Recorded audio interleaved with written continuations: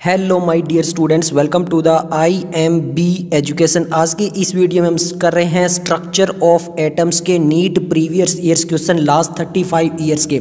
यानी इस चैप्टर के अंदर हम जो है वो 1988 से लेकर नीट 2022 तक के जो क्वेश्चन है वो डिस्कस करेंगे इन द डिटेल। इस चैप्टर के अंदर लगभग 72 क्वेश्चंस हैं, उनको हम डिस्कस करेंगे और सिंगल वीडियो के अंदर ये चैप्टर कंप्लीट हो जाएगा। ये हमारी कंप्लीट सीरीज चलने वाली है, जहाँ पर हम फर्स्ट चैप्टर से लेके क्लास 11th और क्लास 12 सभी जो होगा केमिस्ट्री के प्रीवियस ईयर्स क्वेश्चन करवाए जाएंगे 35 ईयर्स के। इससे पहले वाला चैप्टर अगर आपने नहीं देखा तो आपको आई बटन में प्लेलिस्ट का लिंक मिल जाएगा और आप चैनल पर भी प्लेलिस्ट सेक्शन चेक कर सकते हो। तो चलिए स्टार्ट करते हैं। यहाँ पर हम जो 2021 और 2022 के क्वेश्चन है वो इस वीडियो के बिल्कुल लास्ट में डिस्कस किए जाएंगे। तो चलिए स्टार्ट करते हैं। पहला क्वेश्चन यहाँ पे पूछा गया है एटॉमिक मॉडल से।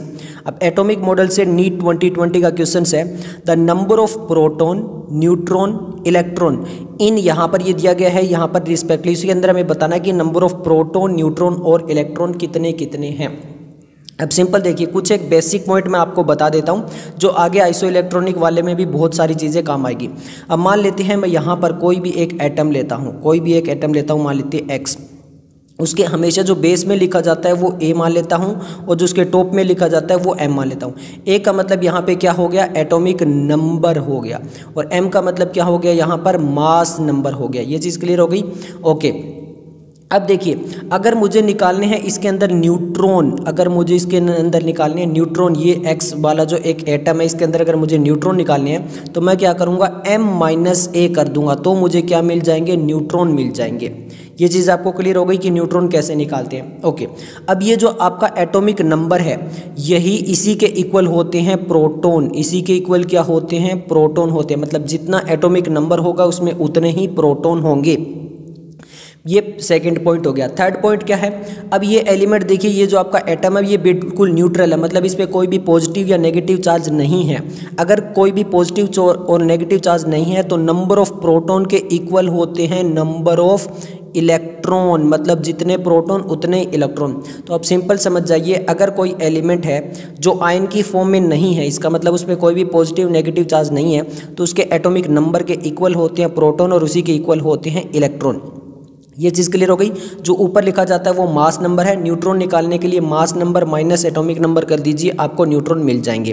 तो यहाँ पर ये जो हमें प्रोटॉन, न्यूट्रॉन और इलेक्ट्रॉन पूछा गया है ये चीज़ आपको क्लियर पता हो गई होगी। अब एक और पॉइंट थोड़ा सा आगे वाले क्वेश्चन में काम आएगा, वो मैं बता देता हूँ। अब मान लेते हैं मेरे पास हाइड्रोजन, एक हाइड्रोजन +1 है और एक हाइड्रोजन मेरे पास में -1 है।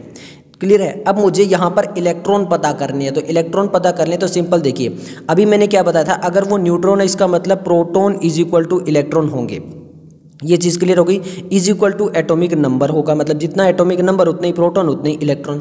अब देखिए हाइड्रोजन में अगर +1 आ गया, +1 का मतलब क्या है कि यहाँ पे प्रोटॉन ज़्यादा हो गया, पॉजिटिव चार्ज। प्रोटॉन हमेशा क्या दिखाएगा, पॉजिटिव चार्ज, और इलेक्ट्रॉन हमेशा क्या दिखाएगा, नेगेटिव चार्ज दिखाएगा। अगर यहाँ पे +1 आ गया है तो हमें सिंपल क्या करना है, अगर इसमें इलेक्ट्रॉन निकालने, देखिए ज़्यादातर प्रोटॉन पूछता ही नहीं है, इलेक्ट्रॉन पूछता है। क्लियर है। तो अगर हमें इलेक्ट्रॉन निकालने हैं तो हमें क्या करना पड़ेगा, जितना एटॉमिक नंबर है उसमें अगर पॉजिटिव चार्ज है तो हम माइनस कर देंगे, मतलब -1, तो उसमें इलेक्ट्रॉन निकल के आएंगे। जैसे हाइड्रोजन का एटॉमिक नंबर होता है 1, अब यहाँ पे पॉजिटिव चार्ज है +1 तो यहाँ पे -1 तो 0। यहाँ पे इलेक्ट्रॉन पूछेंगे तो कितने हो गए, 0 हो गए। इलेक्ट्रॉन निकालने का तरीका बताए, मतलब उसका रिवर्स करना होता है। अगर पॉजिटिव चार्ज है तो हम माइनस कर देते हैं एटॉमिक नंबर में से, और नेगेटिव चार्ज है तो हम प्लस कर देते हैं। अब जैसे यहाँ पे इलेक्ट्रॉन अगर हमसे पूछेगा तो हम सिंपल क्या करेंगे, जो एटॉमिक नंबर है, अब नेगेटिव चार्ज है तो उसमें प्लस कर देंगे। प्लस कितना चार्ज करेंगे, +1 है तो +1 कर देंगे। एटॉमिक नंबर कितना होता है, 1, 1 + 1 = 2। इसका मतलब यहाँ पे इस हाइड्रोजन के पास में जो इलेक्ट्रॉन है वो कितने हैं, 2 है। ये चीज़ आपको क्लियर पता हो गई होगी। अगर यहाँ पे चार्ज आ जाएगा तो किस टाइप से करना होगा, मतलब रिवर्स कर दीजिए।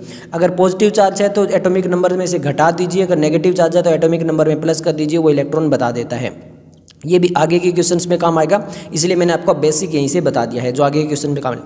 अब देखिए यहाँ पर क्या पूछा गया, नंबर ऑफ प्रोटॉन पूछा गया, न्यूट्रॉन पूछा गया और इलेक्ट्रॉन पूछा गया। नंबर ऑफ प्रोटॉन, इसके नंबर ऑफ जो हमारे पास में, ये पहले तो देख लेते हैं, ये जो हमारे पास में एटम है ये इस पर कोई भी आयन नहीं है, मतलब कोई भी पॉजिटिव या कोई भी नेगेटिव चार्ज नहीं है। तो सबसे पहले मैंने आपको बताया था number of proton is equal to atomic number 71, इसका एटॉमिक नंबर, इसका मतलब प्रोटॉन कितने हो गए, 71। इलेक्ट्रॉन कोई भी चार्ज नहीं है तो उसी के अकॉर्डिंग इलेक्ट्रॉन 71। अब यहाँ पर 171 है, ये 104 हो गया, ये तो यहाँ पे तो दोनों ऑप्शन ही हट गए। अब न्यूट्रॉन निकालने के लिए मैंने क्या बताया था, यहाँ पे mass number minus atomic number. Mass number कितना है आपके पास में 175, इसमें से क्या कर दीजिए 71 को माइनस कर दीजिए, तो हमारे पास में 104 जो है वो निकल कर आ जाएगा नंबर ऑफ न्यूट्रॉन। तो यहाँ पर न्यूट्रॉन कितने हो गए 104 हो गए, तो हमारा आंसर क्या बन गया, ऑप्शन ए बन गया। क्लियर है, ओके। अब हम चलते हैं सेकंड क्वेश्चन में। सेकंड क्वेश्चन में देखिए क्या पूछा गया, Be+2, इसीलिए मैंने आपको जो है वो ये कंसेप्ट बता दिया था, इज आइसो इलेक्ट्रॉनिक। अब आइसो का मतलब होता है सेम, आइसो का मतलब क्या होता है सेम। यहाँ पे देखिए दो तीन चीज़ आती है, एक आइसोटोप होता है, एक आइसोबार होता है, एक आइसो इलेक्ट्रॉनिक होता है। आइसोटोप में क्या होता है, जो एटॉमिक नंबर होते हैं वो सेम रहते हैं, बट मास नंबर उनके डिफरेंस होते जाते हैं। मतलब जो बेस वाली चीज़ है वो सेम रहती है, ऊपर वाली चीज़ें चेंज होती रहती हैं। आइसोबार में क्या होता है, मास नंबर सेम रहते हैं, एटॉमिक नंबर डिफरेंस होती रहते हैं। बट हमसे आइसो इलेक्ट्रॉनिक के ही ज़्यादा क्वेश्चन पूछे गए, आइसोटोप आइसोबार से क्वेश्चन नहीं पूछे गए। आइसो इलेक्ट्रॉनिक, आइसो का मतलब क्या होगा, number of electron is same, iso mean same, same number of electron. Which of the following has ion, तो Be+2, पहले हमें ये पता होना चाहिए कि Be का जो एटॉमिक नंबर है वो कितना होता है। आपको 20 तक तो सीरीज याद होगी, hydrogen, helium, lithium, beryllium. Beryllium का जो एटॉमिक नंबर होता है वो होता है 4। अब मैंने आपको बताया था अगर यहाँ पर पॉजिटिव है तो इसमें से माइनस करेंगे, नेगेटिव है तो प्लस करेंगे। अब 2 प्लस है तो हम -2 कर देंगे, तो हमें 2 मिल के आएगा। ये नंबर ऑफ इलेक्ट्रॉन इसके अंदर है, किसके अंदर, बेरिलियम +2 के अंदर नंबर ऑफ इलेक्ट्रॉन 2 है। हमें आइसो इलेक्ट्रॉनिक निकालना है, मतलब और किसी में भी 2 इलेक्ट्रॉन है या नहीं है। हाइड्रोजन +1 बोला गया, हाइड्रोजन होता है 1, अब +1 बोला गया है, प्लस का मतलब क्या करेंगे -1, इसके अंदर तो 0 इलेक्ट्रॉन आ गए, 2 नहीं है, इसमें हटा देते हैं। लिथियम देखते हैं, अब हाइड्रोजन, हीलियम, लिथियम, इसके अंदर क्या होता है 3 एटॉमिक नंबर होता है, कितना होता है 3, +1 है यहाँ पे, +1 का मतलब है यहाँ पे इसको क्या कर देंगे माइनस, यहाँ पर भी एटॉमिक नंबर कितना निकल कर आएगा 2, तो मतलब यहाँ पर जो बेरिलियम +2 था उसमें भी इलेक्ट्रॉनिक नंबर 2 है, और जो लिथियम प्लस है उसमें भी हमारे इलेक्ट्रॉनिक नंबर 2 है, तो हमारा आंसर आ जाएगा ऑप्शन बी। अब चीज़ें आपको क्लियर हो चुकी होगी, ओके। नेक्स्ट हम बात करते हैं, यहाँ पर बोला गया आइसो इलेक्ट्रॉनिक स्पीसीज आ रहे हैं, यानी हमें बताना कि कौन सी आइसो इलेक्ट्रॉनिक है। अब देखिए यहाँ तक तो आपको सीरीज याद ही होगी, hydrogen, helium, lithium, beryllium, boron, carbon, nitrogen, oxygen, fluorine, इस टाइप से। तो यहाँ पर देखिए हमें कार्बन, ऑक्सीजन और नाइट्रोजन, इन तीनों के यहाँ पर रिक्वायर हो रहे हैं, इन तीनों के हमारे पास में एटॉमिक नंबर हमें पता होना चाहिए। जब एटॉमिक नंबर उनको प्लस कर लेंगे और फिर जो चार्ज है उसके हिसाब से प्लस माइनस कर लेंगे, जो भी पॉजिटिव या नेगेटिव चार्ज है। ये चीज़ क्लियर हो गई, ओके। सबसे पहले कार्बन देखते हैं, कार्बन का जो एटॉमिक नंबर होता है वो कितना होता है 6, नाइट्रोजन का कितना होता है 7, ऑक्सीजन का कितना होता है 8। ये चीज़ तो क्लियर हो गई, ओके। सबसे पहले कार्बन, ऑक्सीजन में देखते हैं एटॉमिक नंबर कैसे, कोई भी चार्ज नहीं है। सबसे पहले तो यहाँ पे सिंपल सा ये देखिए, तो एटॉमिक नंबर 6 और 8 कर लेते हैं, तो कितना होगा ये टोटल 14। इसका मतलब यहाँ पे इलेक्ट्रॉन कितने हैं 14 है। Cn-1 है, पहले C देख लेते हैं, N देख लेते हैं, 6 और 7 13 हो गए। अब माइनस का 1 है, है तो क्या करेंगे +1 कर देंगे, तो 6 और 7 कितने हो गए 13 +1, यहाँ पे इसमें भी इलेक्ट्रॉन कितने मिलेंगे 14 मिलेंगे। अब NO+ है, N हम देख लेते हैं कितना और O कितना है, 7 7 14 और यहाँ टोटल हो गया 15। अब +1 प्लस में हम क्या करेंगे माइनस कर देंगे, अगर प्लस का चार्ज है तो माइनस करते जाएंगे, माइनस का चार्ज है तो प्लस करते जाएंगे, इसका रिवर्स करते जाएंगे। तो प्लस है तो इसमें से एक माइनस कर देंगे, तो ये 15 माइनस यहाँ पर भी कितने हो गए 14 इलेक्ट्रॉन हो गए।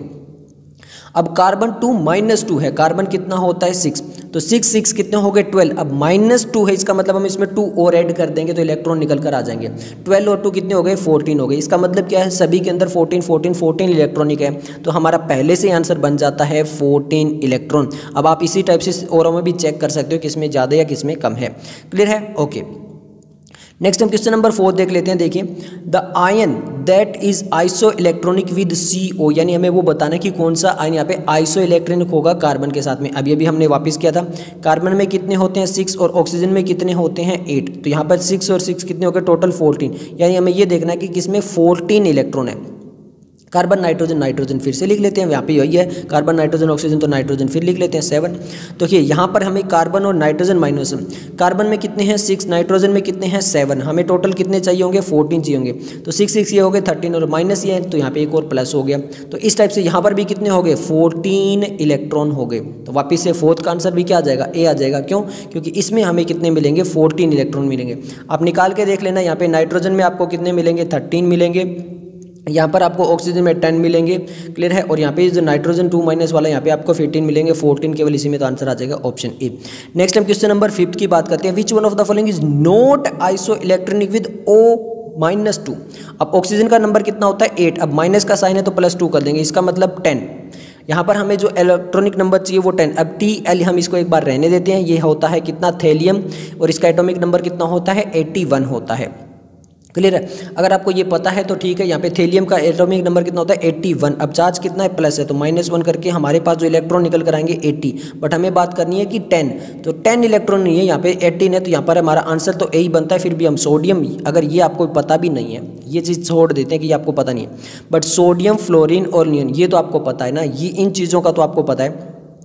तो फ्लोरीन का एटॉमिक नंबर कितना होता है, 9, -1 का मतलब +1 करके यहाँ पे कितने निकल कर आएंगे हमारे पास में, 10 इलेक्ट्रॉन।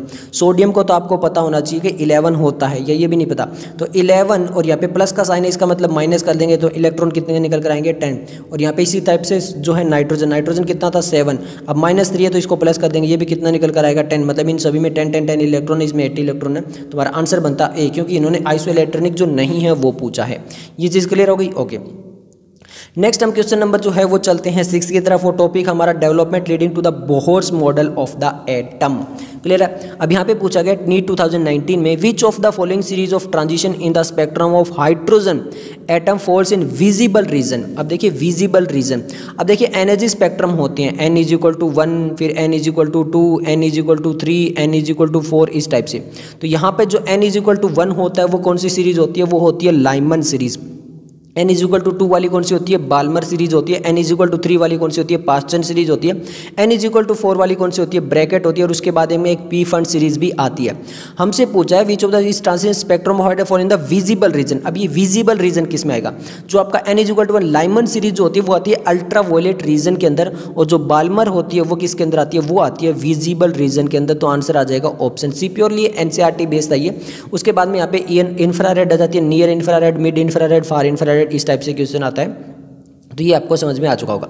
ओके, नेक्स्ट हम क्वेश्चन नंबर 7 देख लेते हैं। क्वेश्चन नंबर 7 में बोला गया calculate the energy in joule corresponding to the wavelength 15 nanometre हमारे पास में ये दिया हुआ है, और प्लैंक कांस्टेंट दिया, स्पीड ऑफ लाइट दिया है। अब देखिए दो चीज़ें, आपको प्लैंक्स क्वांटम थ्योरी का एक फॉर्मूला पता होना चाहिए।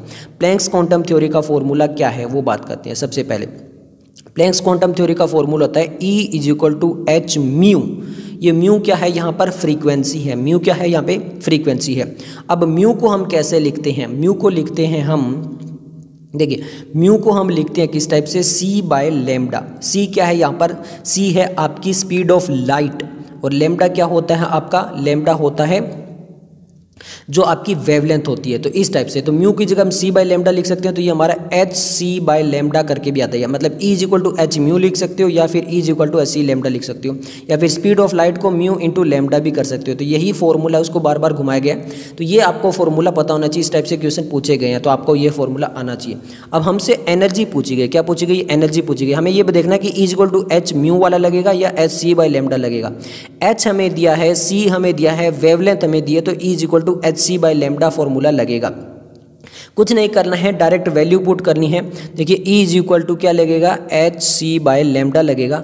h की वैल्यू हमें दे दी है, c की वैल्यू हमें दे दी है, और लैम्डा की वैल्यू हमें दे दी है। नैनोमीटर है, इसको मीटर में कन्वर्ट कर लेंगे, और फिर हम क्या कर लेंगे, इसकी कैलकुलेशन कर लेंगे। जब हम इसकी कैलकुलेशन करेंगे तो हमारे पास में जो वैल्यू निकल कर आएगी वो आएगी 4.42। अब उसके बाद में आगे कितनी निकल कर आएगी, 4.42 10⁻⁻18 निकल कर आएगी। तो ये हमारी जो है वो एनर्जी निकल कर आ जाएगी इन द।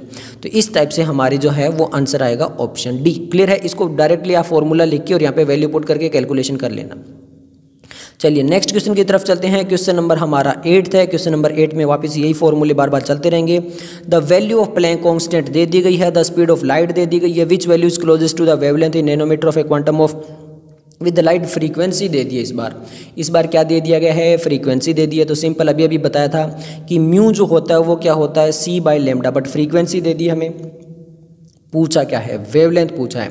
तो वेवलेंथ पूछा है तो सिंपल क्या करेंगे, इस लैम्डा को उधर लेके चले जाएंगे। तो लैम्डा = c/μ, ये हमारा फॉर्मूला लग जाएगा। क्यों, क्योंकि म्यू दिया हुआ है, c दिया हुआ है।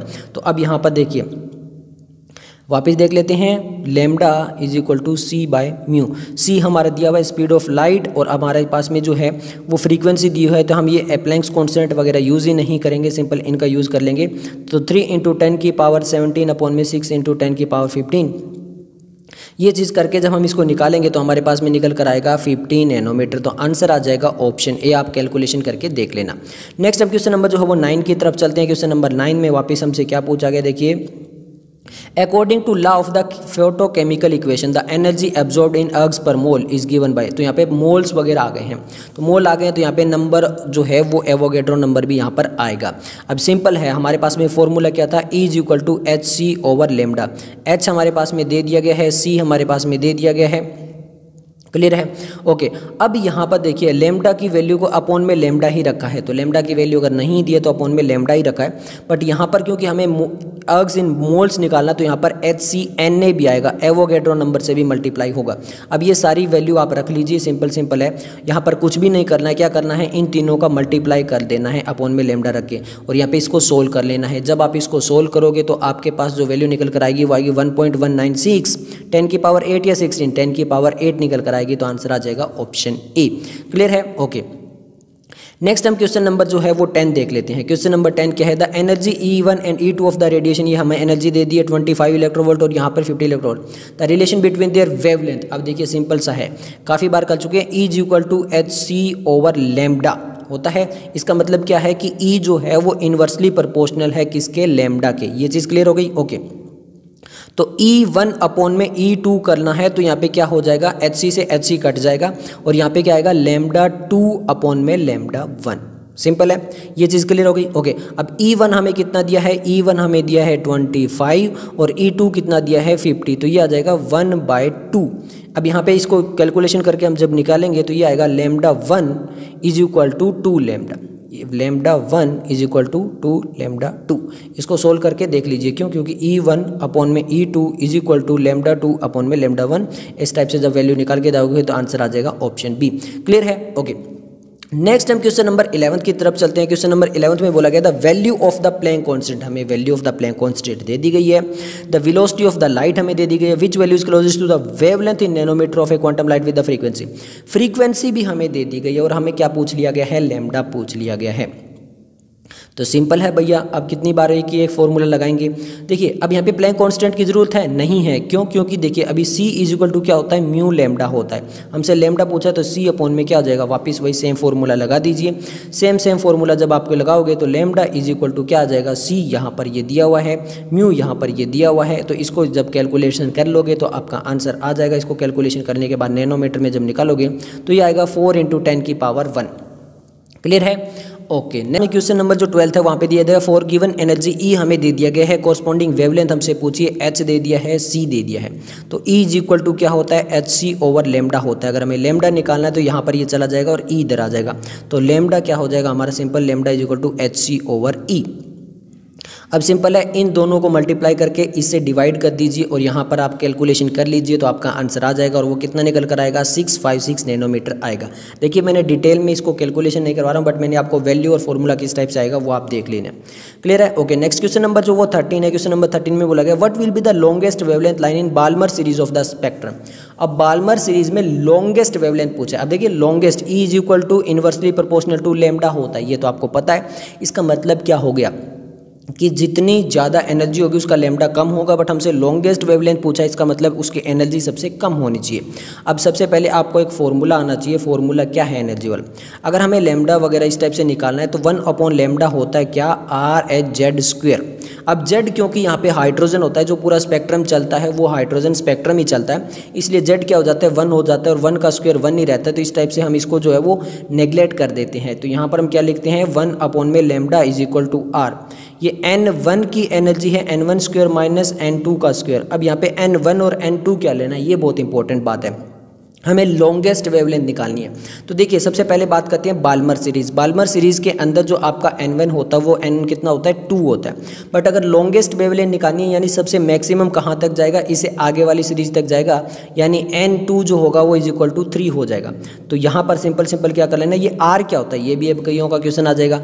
R होता है आपका रेडबर्ग कॉन्स्टेंट। R क्या होता है, रेडबर्ग कॉन्स्टेंट होता है।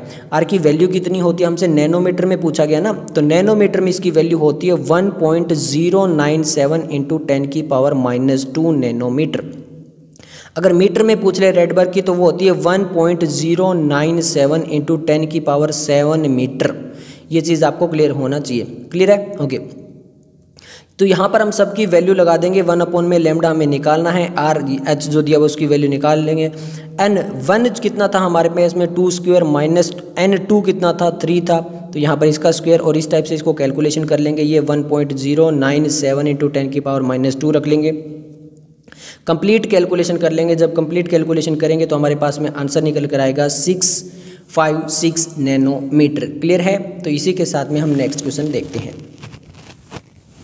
ओके, नेक्स्ट टॉपिक है हमारा Bohr's model of for hydrogen atom, और यहाँ पे 14 नंबर क्वेश्चन हमसे पूछा गया है।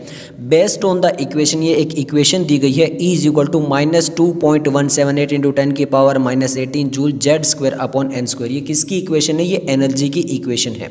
Certain conclusion are written, which of the following is not correct. हमसे पूछा गया कि इसके अकॉर्डिंग कौन सी स्टेटमेंट इनकरेक्ट है। फर्स्ट है, equation can be use to calculate the change in energy when the electron change orbit. बिल्कुल करेक्ट है। यहाँ पर ये जो इक्वेशन होती है वो चेंज इन एनर्जी के लिए ही हम जो है वो यूज़ करते हैं, और ये आगे जो क्वेश्चन है वहाँ पे बहुत ज़्यादा ये आने भी वाली है, तो आपको पता होना चाहिए। सेकंड क्या बोला गया है कि B for n = 1 the electron has a more negative energy than it does for the n = 6 which means that the electron is more loosely bound in the smallest allowed orbit. अब देखिए यहाँ पर इन्होंने क्या गलती लिख दी है। यहाँ पे इन्होंने ये लिख दिया कि विच means that the electron is more loosely bound in the smallest orbit. जो यहाँ पे स्मॉलेस्ट ऑर्बिट होता है ना, वहाँ पर जो है वो टाइटली बाउंड होता है, लूजली बाउंड नहीं होता है। यहाँ पर इन्होंने क्या कहा है कि इलेक्ट्रॉन जो होगा वो लूजली बाउंड होगा जितना ज़्यादा स्मॉल ऑर्बिट होगा। ये समझ लीजिए कि न्यूक्लियस के पास में जो सबसे स्मॉल ऑर्बिट होता है, ये करें कि वहाँ पे इलेक्ट्रॉन जो है वो लूजली बाउंड होता है। जी नहीं, वो लूजली बाउंड होता है जो जो इन्फिनिटी पे जो होते हैं, जो जितने ज़्यादा दूर होते हैं उनमें लूज बाउंड होता जाता है, बट जो पास में होता है उसमें टाइटली बाउंड होता है। तो ये जो इन्होंने स्टेटमेंट लिख दी ये गलत लिख दी, तो हमारा आंसर आ जाएगा ऑप्शन बी। अब आगे की स्टेटमेंट भी हम रीड कर लेते हैं। सी स्टेटमेंट में क्या कहा गया है, द नेगेटिव साइन इक्वेशन, जो इक्वेशन के अंदर यहाँ पे नेगेटिव साइन दिया गया, simply means that the energy of electron bound to the nucleus is lower than it would be the electron were at the infinite distance than from the nucleus. बिल्कुल correct है। Larger the value of n larger is the orbit radius, ये भी बिल्कुल सही है कि जितनी ज़्यादा वैल्यू होती जाएगी, एन की वैल्यू बढ़ती जाएगी, उतना ऑर्बिट जो है वो ज़्यादा बड़ा होता जाएगा।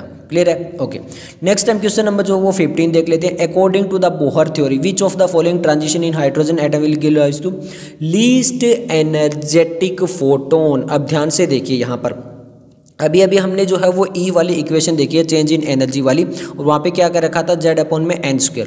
अब यहाँ पे इसका मतलब क्या हो गया, ई जो वो इन्वर्सली प्रोपोर्शनल टू n² है। इसका सिंपल सा मतलब क्या हुआ कि जैसे जैसे यहाँ पर n की वैल्यू बढ़ती जाएगी तो एनर्जी जो है वो कम होती जाएगी। और हमें यहाँ पर क्या निकालना, देखिए, according to which of the following transition will give rise to the least energy.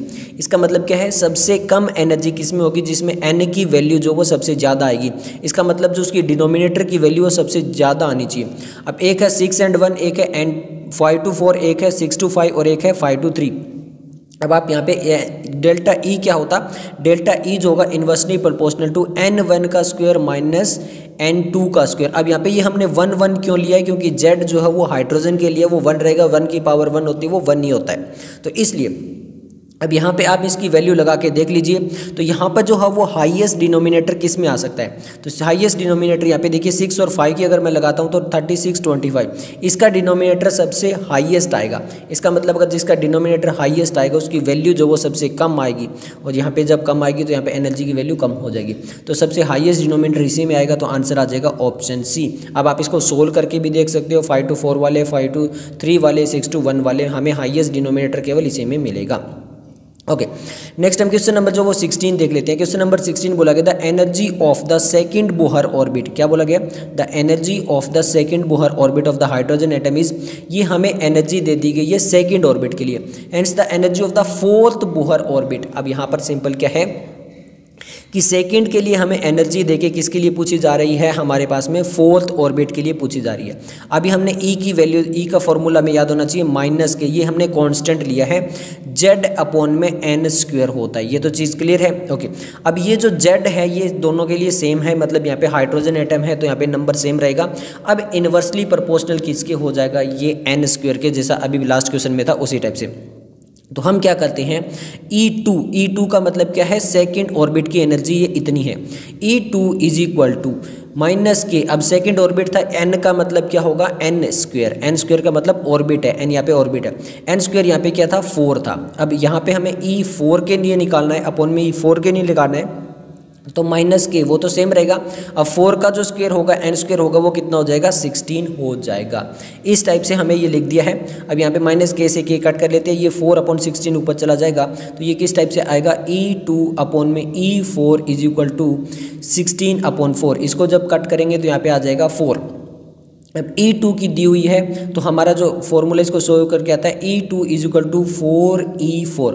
अब यहाँ पर क्या होगा, अगर हमें E4 के लिए निकालना है तो वो डिवाइड कर देंगे E2 से, किससे, 4 से डिवाइड कर देंगे, तो यहाँ पे हमारा आंसर आ जाएगा। अब जहाँ पे जो है वो 328 है, इसको 4 से डिवाइड कर दीजिए, 8 और ये 2, तो 82 किलो जूल, यानी यहाँ पे आंसर आ जाएगा ऑप्शन बी। क्लियर है, ओके। नेक्स्ट हमारा जो क्वेश्चन नंबर है वो 17 देख लेते हैं। क्वेश्चन नंबर 17 में क्या पूछा गया, The frequency of radiation emitted when the electron falls n2 to n1 in a hydrogen atom will be the, यहाँ पे हमें टोटल ये हमें इस टाइप से बोला गया कि यहाँ पर फ्रीक्वेंसी निकालनी है। क्या निकालनी है, हमें यहाँ पे फ्रीक्वेंसी निकालनी है। अब देखिए आपके सामने है, फ्रीक्वेंसी निकालनी है तो हमारे सामने सबसे पहले दो फॉर्मूले पता होने चाहिए। एक तो डेल्टा एनर्जी वाला फॉर्मूला पता होना चाहिए, एक हमारे पास में क्या है, E is equal to h mu वाला। हमें ये चीज़ निकालनी है, ये हमें दिया है और ये पहले हमें निकालनी पड़ेगी, क्योंकि ये हमें एच कॉन्स्टेंट यहाँ पर दे दिया गया, ये हमारे सामने ये रहा। अब हमें E निकालना है। E के लिए अभी हम वापस वही वाला फॉर्मूला लगा लेते हैं, कौन सा, E is equal to R, और वही वापस 1n1 का स्क्वायर माइनस n2 का स्क्वायर, यही आएंगे। यहाँ पे 4 और 1 है, क्लियर है। तो यहाँ पे फॉल्स फ्रॉम 4 to 1 जा रहा है, तो यहाँ पे 4 to 1 जा रहा है, तो n1 क्या हो जाएगा, 4 हो जाएगा, n2 क्या हो जाएगा, 1 हो जाएगा। तो हम इसको सोल्व कर लेते हैं। या R जो दिया ना, R ये वाली वैल्यू है H, ये चीज़ आपको पता होनी चाहिए, क्लियर है। फिर यहाँ पर ये सारा फॉर्मूला लगा के हम क्या कर लेंगे, कैलकुलेशन निकाल लेंगे, E की वैल्यू निकाल लेंगे। E की वैल्यू कैसे निकालेंगे, यहाँ पर ये H की वैल्यू हम रखेंगे, फिर यहाँ पे अपॉन में 16 - 1 करेंगे, तो ये चीज़ आपको पता होना चाहिए। तो ये हमारा आ जाएगा 15/16, ये चीज़ क्लियर होगी। फिर ये H की वैल्यू, इसको डिवाइड करके हम निकाल लेंगे, ये वैल्यू हमारी लगभग निकल कर आएगी। E की जो वैल्यू निकल कर आएगी वो आएगी हमारी 20.44 × 10⁻⁻19 जूल। अब E is equal to h mu है, तो म्यू को निकालना है तो E अपॉन में H कर देंगे। अब ये 20.44 आया है, इसमें जो हमारी H की वैल्यू है 6.6 × 10⁻34, इससे हम डिवाइड कर देंगे और हमारी म्यू जो है वो फ्रीक्वेंसी आ जाएगी। फ्रीक्वेंसी कितनी आएगी, फ्रीक्वेंसी आएगी 3.08 × 10⁻15, ये वाली हमारी फ्रीक्वेंसी निकल कर आ जाएगी। ओके, क्लियर है। ओके, नेक्स्ट हम क्वेश्चन नंबर 18 देख लेते हैं। क्वेश्चन नंबर 18 में बोला गया, in a hydrogen atom energy for the first excited state is, ये हमारे पास में एनर्जी दी गई है -3.4 electronvolt. Then find out the kinetic energy of the same orbit. अब यहाँ पे देखिए, ये हमें टोटल एनर्जी दी गई है किसके लिए, फर्स्ट एक्साइटेड स्टेट के लिए, हाइड्रोजन एटम की।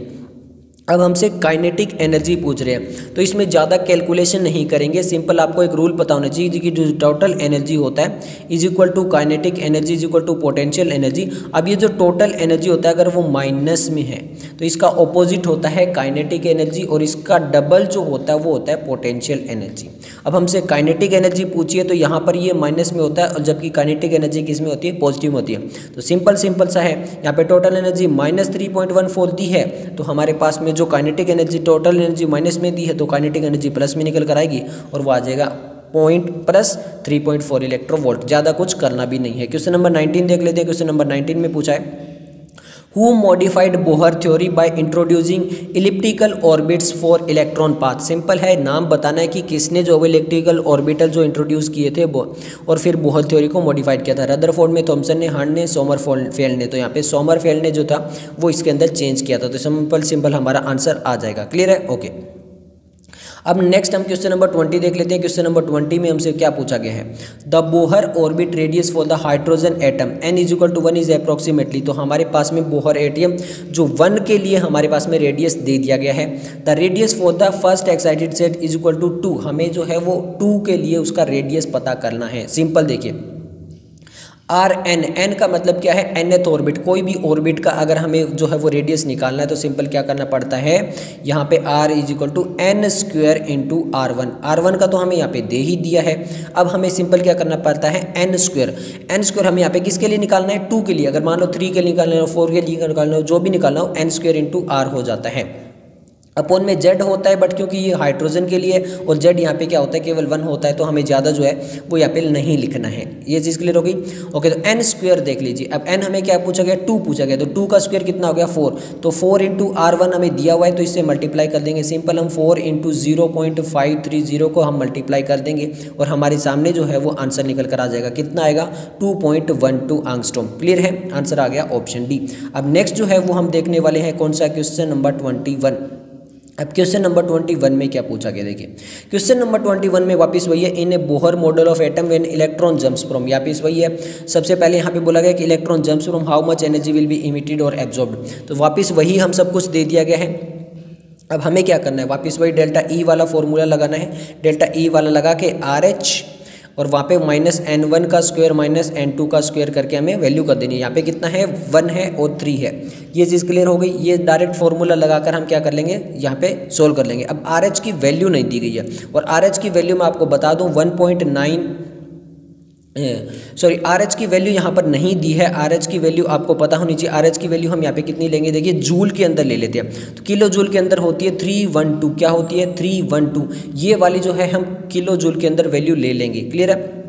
उसके बाद में n स्क्वायर करके और इसका वैल्यू जो है वो हम निकाल लेंगे यहाँ से। क्लियर हो गया ये चीज़। ओके, हमने ये किसके अंदर ली है, किलो जूल के अंदर, किसकी, RH की वैल्यू। अब यहाँ पे देखिए, हमसे यहाँ पे किलो जूल में तो कोई है ही नहीं, यहाँ पे जो ऑप्शन है वो अर्ग में है।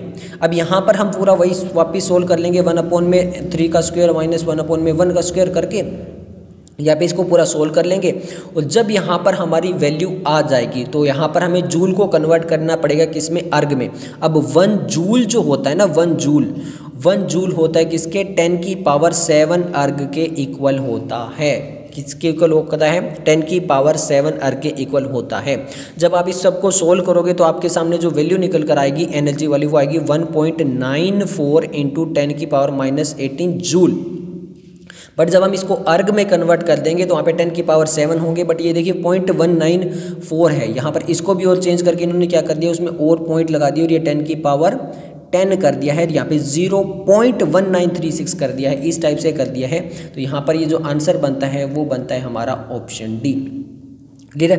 ओके, ये कैलकुलेशन वगैरह मैंने नहीं है, मैंने आपको डायरेक्ट फॉर्मूला बताया है, उसमें आप वैल्यू पुट करोगे, कैलकुलेशन करोगे तो आपके सामने जो वो आंसर निकल कर आ जाएगा।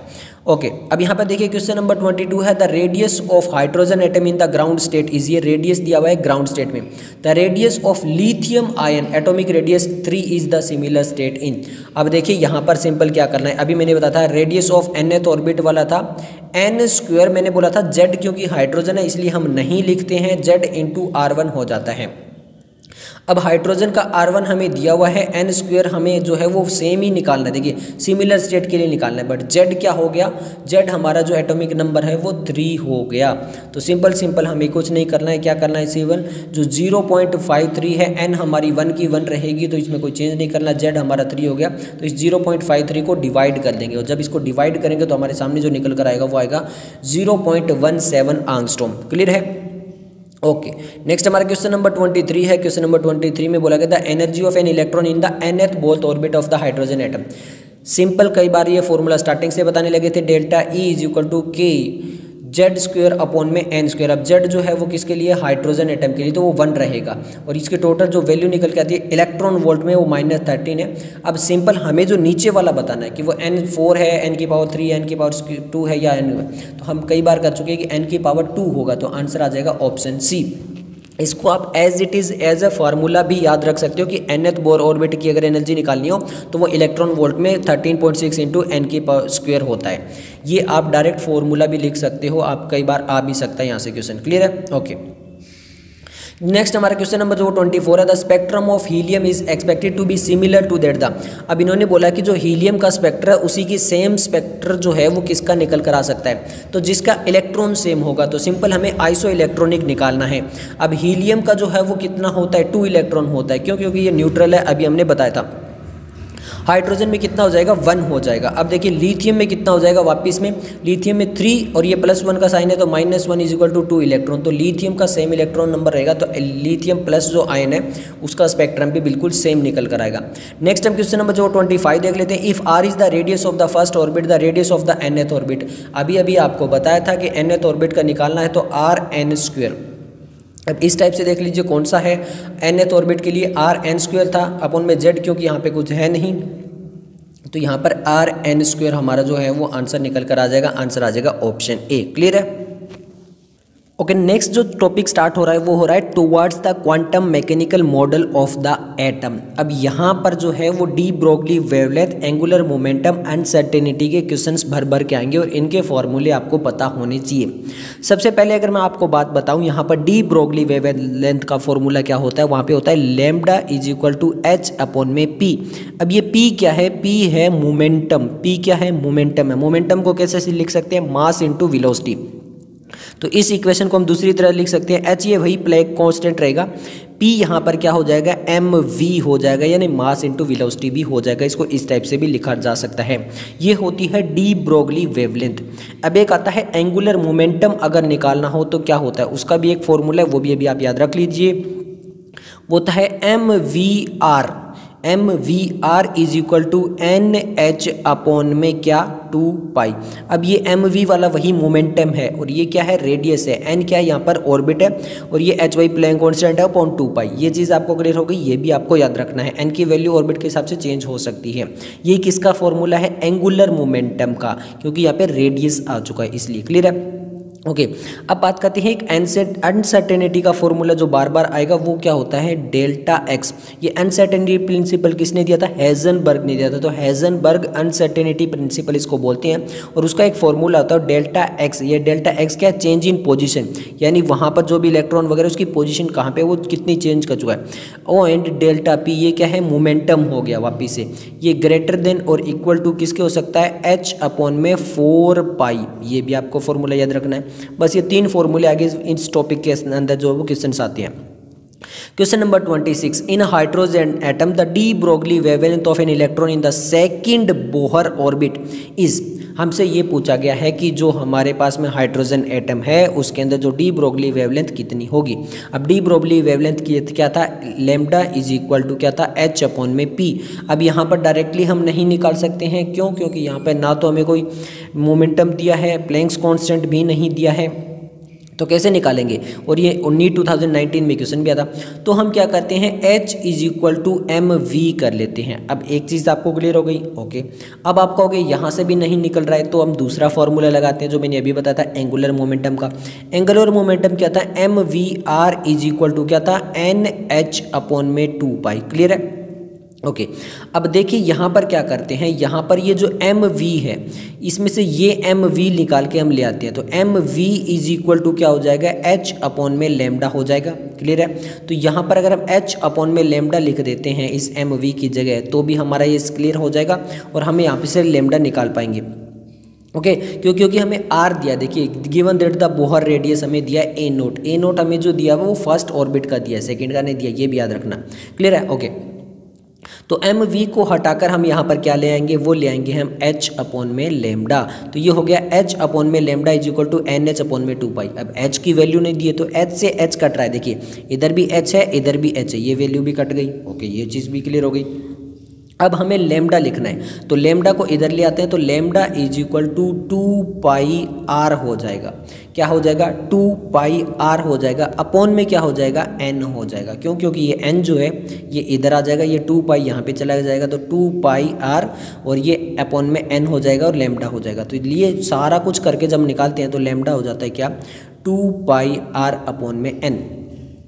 अब n की वैल्यू क्या है, देखिए in the second Bohr orbit. तो n जो है वो क्या है, सेकंड है, तो n की वैल्यू क्या है, 2 है। तो 2 से 2 ये भी काट देते हैं। अब लैम्डा = हमारे पास क्या बच गया, πr बच गया। क्या बच गया, πr बच गया। पर ये जो r की वैल्यू है वो हमें जो पहले हमने बताया था कि कैसे ऑर्बिट में जो rnth है उसको कैसे निकालेंगे।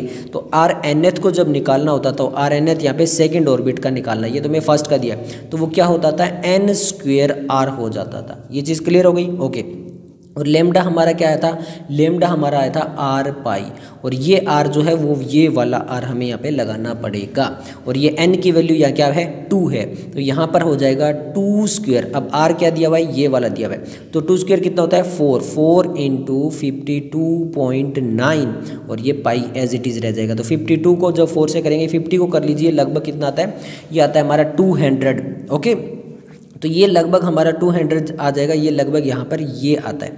अब यहाँ पे देखिए एक में तो पाई नहीं दिया है और एक में पाई लगाया गया है, तो हमारा पाई तो साथ में रह रहा है, तो ये 2 11 11 पाई आ रहा है। फिर से बता रहा हूँ, अगर आपको अब भी नहीं समझ में आया था, हमने क्या किया था, सिंपल सा अनसर्टेनिटी वाला प्रिंसिपल लगाया था, जहाँ पर हमारा जो है वो लेमडा इज इक्वल टू क्या था, एच पी था। इसको हमने क्या कर दिया, एच अपॉन में एम वी कर दिया था। अब यहाँ से हमें वैल्यू नहीं मिल रही थी, तो हमने क्या कर दिया था, एम वी जो हमारा फॉर्मूला था वहाँ पर हमने उसको चेंज कर दिया था, और वहाँ पे है M V R is equal to N H on में 2 पाई लेके आए थे।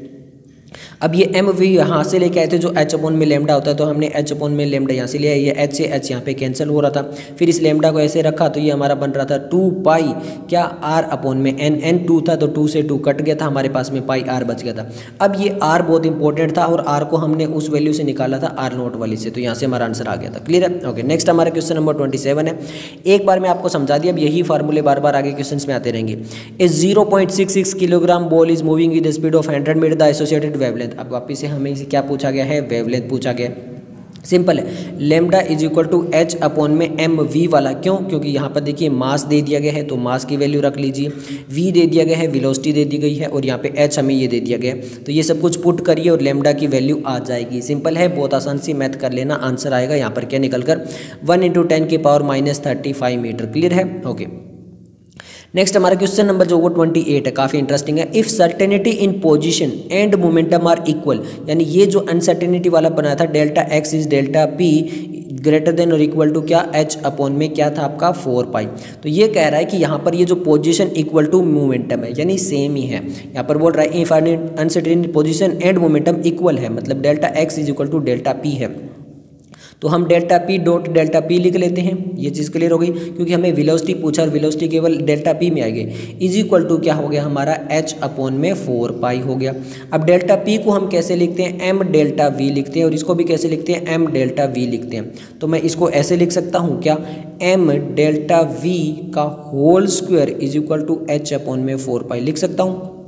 ओके, अब मुझे यहाँ पे डेल्टा वी निकालना है, क्यों, क्योंकि वेलोसिटी पूछी है। तो delta V is equal to H upon में 4 पाई एम का स्क्वायर मैं इधर ले आता हूँ। क्लियर है? और यहाँ पे वी का स्क्वायर रहेगा। अब यहाँ पर देखिए, इसको जब हम सोल्व करेंगे तो यहाँ पर क्या होगा, एम को मैं बाहर ले आता हूँ, और 2 की पावर 2 क्या होता है, 4 होता है, ये 2 भी मैं बाहर लेता हूँ, तो 2m बाहर ले आता हूँ, और ये इसको जब मैं हटाता हूँ तो यहाँ पे क्या आ जाएगा, अंडर द रूट आ जाएगा, तो वही आएगा 1 अपॉन में 2m एच अपॉन में 4 पाई, ये हमारा आंसर आ जाएगा। क्लियर है? ओके, नेक्स्ट हमारा क्वेश्चन नंबर जो है वो 29 है। The measurement of the electron position is associated with an uncertainty in the momentum which is equal to, ये हमें अनसर्टेनिटी इन द मोमेंटम दे दिया गया है। सिंपल सा क्वेश्चन है। The uncertainty in electron velocity, हमसे इलेक्ट्रॉन वेलोसिटी पूछा है। इससे ज़्यादा आसान क्या होगा कि हमें जो क्या दे दिया गया है, एम डेल्टा वी दे दिया गया है, हमें ये टोटल जो है वो एम डेल्टा वी जो है वो दे दिया गया है। क्यों? क्योंकि P is equal to M delta V होता है, तो हमें P जो है वो यहाँ पर दे दिया गया है। अब हमें यहाँ पर क्या दे दिया, मास भी दे दिया गया है, और हमें निकालना क्या है, वेलोसिटी निकालना है। तो delta V is equal to P M. अब ये भी नहीं हो रहा है, तो क्या होगा भैया, इसको डायरेक्ट कैलकुलेशन कर लीजिए और आपका आंसर आ जाएगा।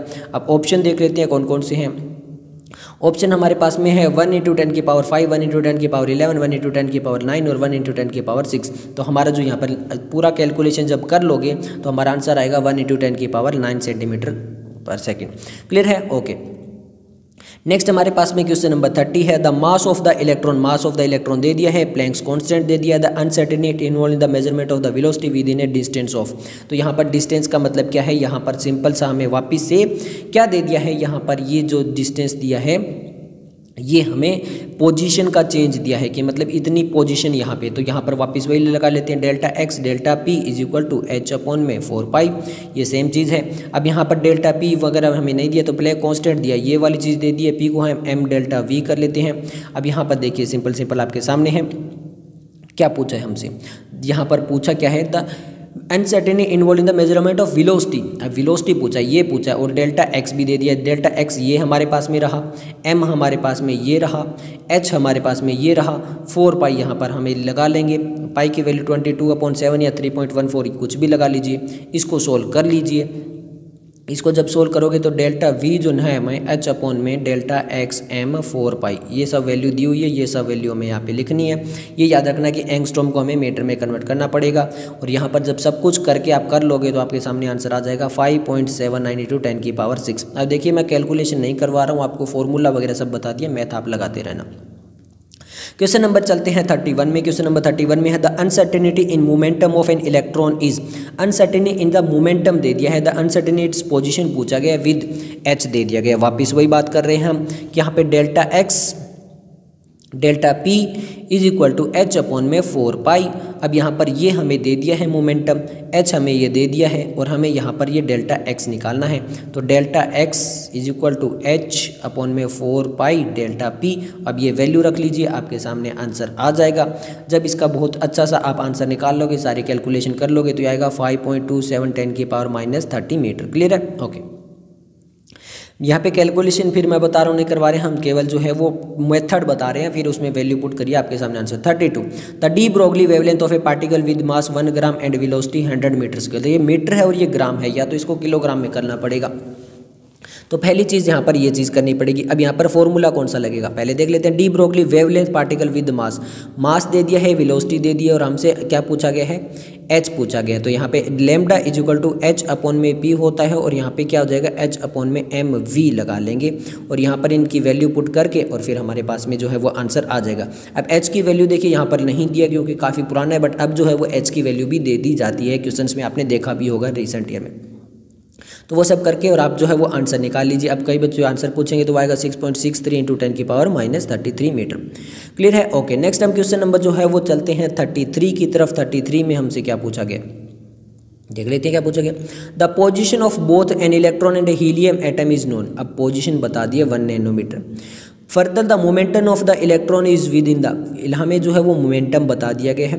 The minimum uncertainty in the measurement of the momentum of the helium is. अब यहाँ पर क्या बोला गया है कि momentum of the electron is known as the minimum uncertainty in the measurement of the momentum of helium पूछा है। The position for both an electron और एक हीलियम। तो एक तो इलेक्ट्रॉन है और एक हीलियम है, हमें इलेक्ट्रॉन की जो है वो इन दोनों की चीज़ें क्या बता दी गई है, पोजीशन बता दी गई है। अब मोमेंटम ऑफ इलेक्ट्रॉन दे दिया है कि ये इलेक्ट्रॉन का मोमेंटम इतना है, और हमसे हीलियम का जो है वो क्या पूछ लिया है, मोमेंटम पूछ लिया है।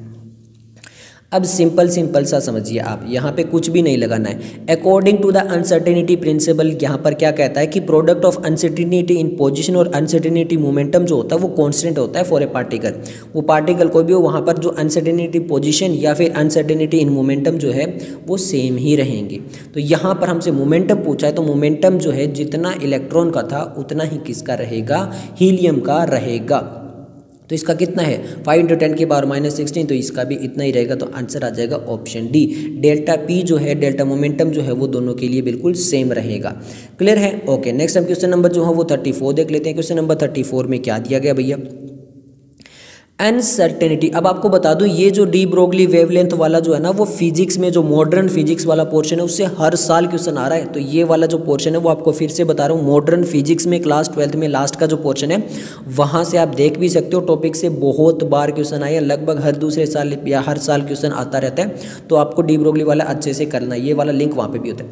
Uncertainty in position of an electron दे दिया है, मास दे दिया है, मूविंग विद वेलोसिटी दे दी है, एक्यूरेट। अब यहाँ पर ये इंपॉर्टेंट चीज़ है, वेलोसिटी में एक्यूरेसी परसेंटेज में दे दिया कि भैया इन्होंने ये बोल दिया कि यहाँ पर ये जो वेलोसिटी है इसकी एक्यूरेसी इतनी है। तो 100% एक्यूरेसी पहले जब हमें निकालनी पड़ेगी तभी बात बनेगा। फॉर्मूला तक इन्होंने बता दिया कि आप सपोन में 4 पाई याद कर लीजिए, और अनसर्टेन एक्सपेरिमेंट ये जो एच की वैल्यू है ये भी इन्होंने बता दी है। तो हमें यहाँ पर सिंपल सा क्या रखना पड़ेगा, देखिए हमें जो है वो डेल्टा क्या निकालना है, डेल्टा एक्स निकालना है। यहाँ पर देखिए uncertainty in position of an electron हमें निकालना है, मूविंग विद द वेलोसिटी, मास उसका दे दिया है, वेलोसिटी दे दी है, और हमें क्या निकालना है, उसकी अनसर्टेनिटी इन द पोजीशन निकालनी है। सिंपल है।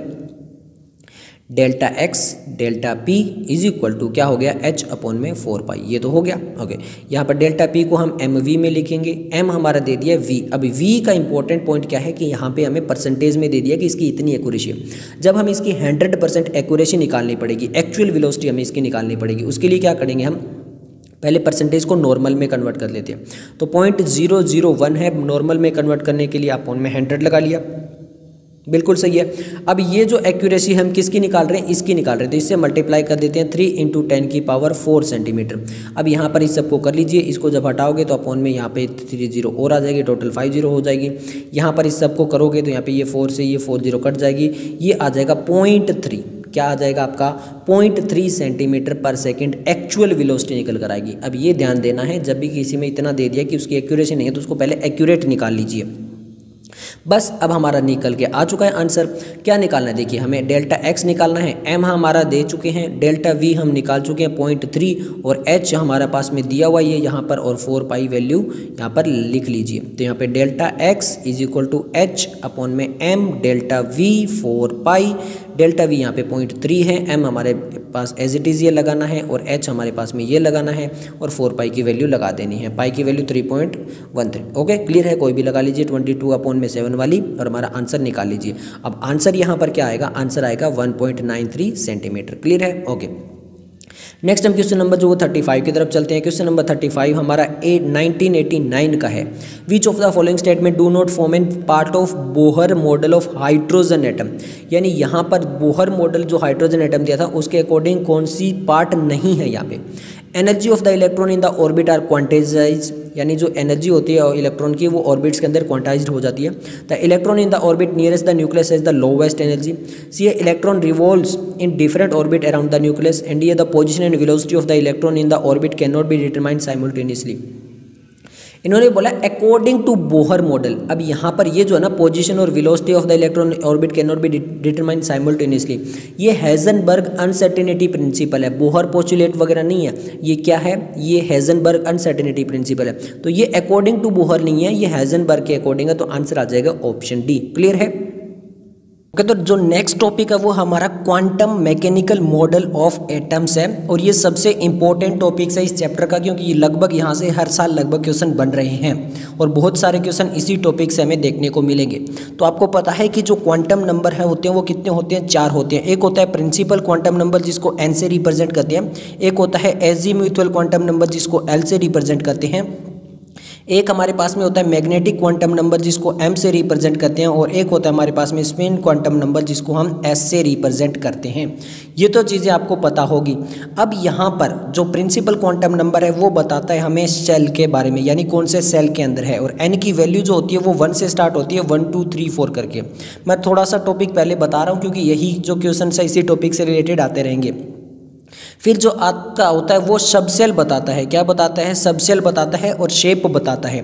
और ये एल जो होता है वो स्टार्ट होता है 0 से, 0 1 2 3 करके। ये जो आपके 1 2 3 होते हैं वो मतलब 1 का मतलब होता है के सेल, एल सेल, इस टाइप से एम सेल, एन सेल। और यहाँ पर जो एल की वैल्यू जो होती है वो 0 1 2 वो होती है एस पी डी एफ, इस टाइप से।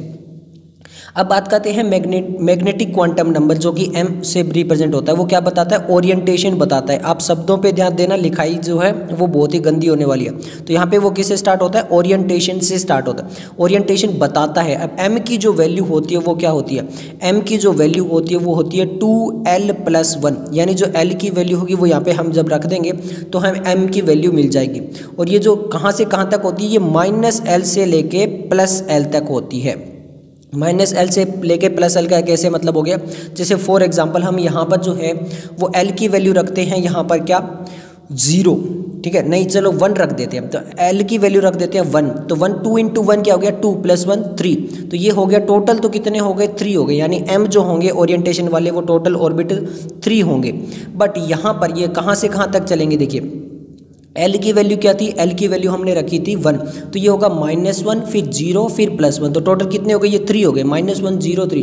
तो इस टाइप से ये मैग्नेटिक क्वांटम नंबर ओरिएंटेशन बताता है। अब स्पिन क्वांटम नंबर जो होता है वो स्पिन बताता है क्लॉकवाइज है या एंटी क्लॉकवाइज है, प्लस में और माइनस का साइन दिखाता है।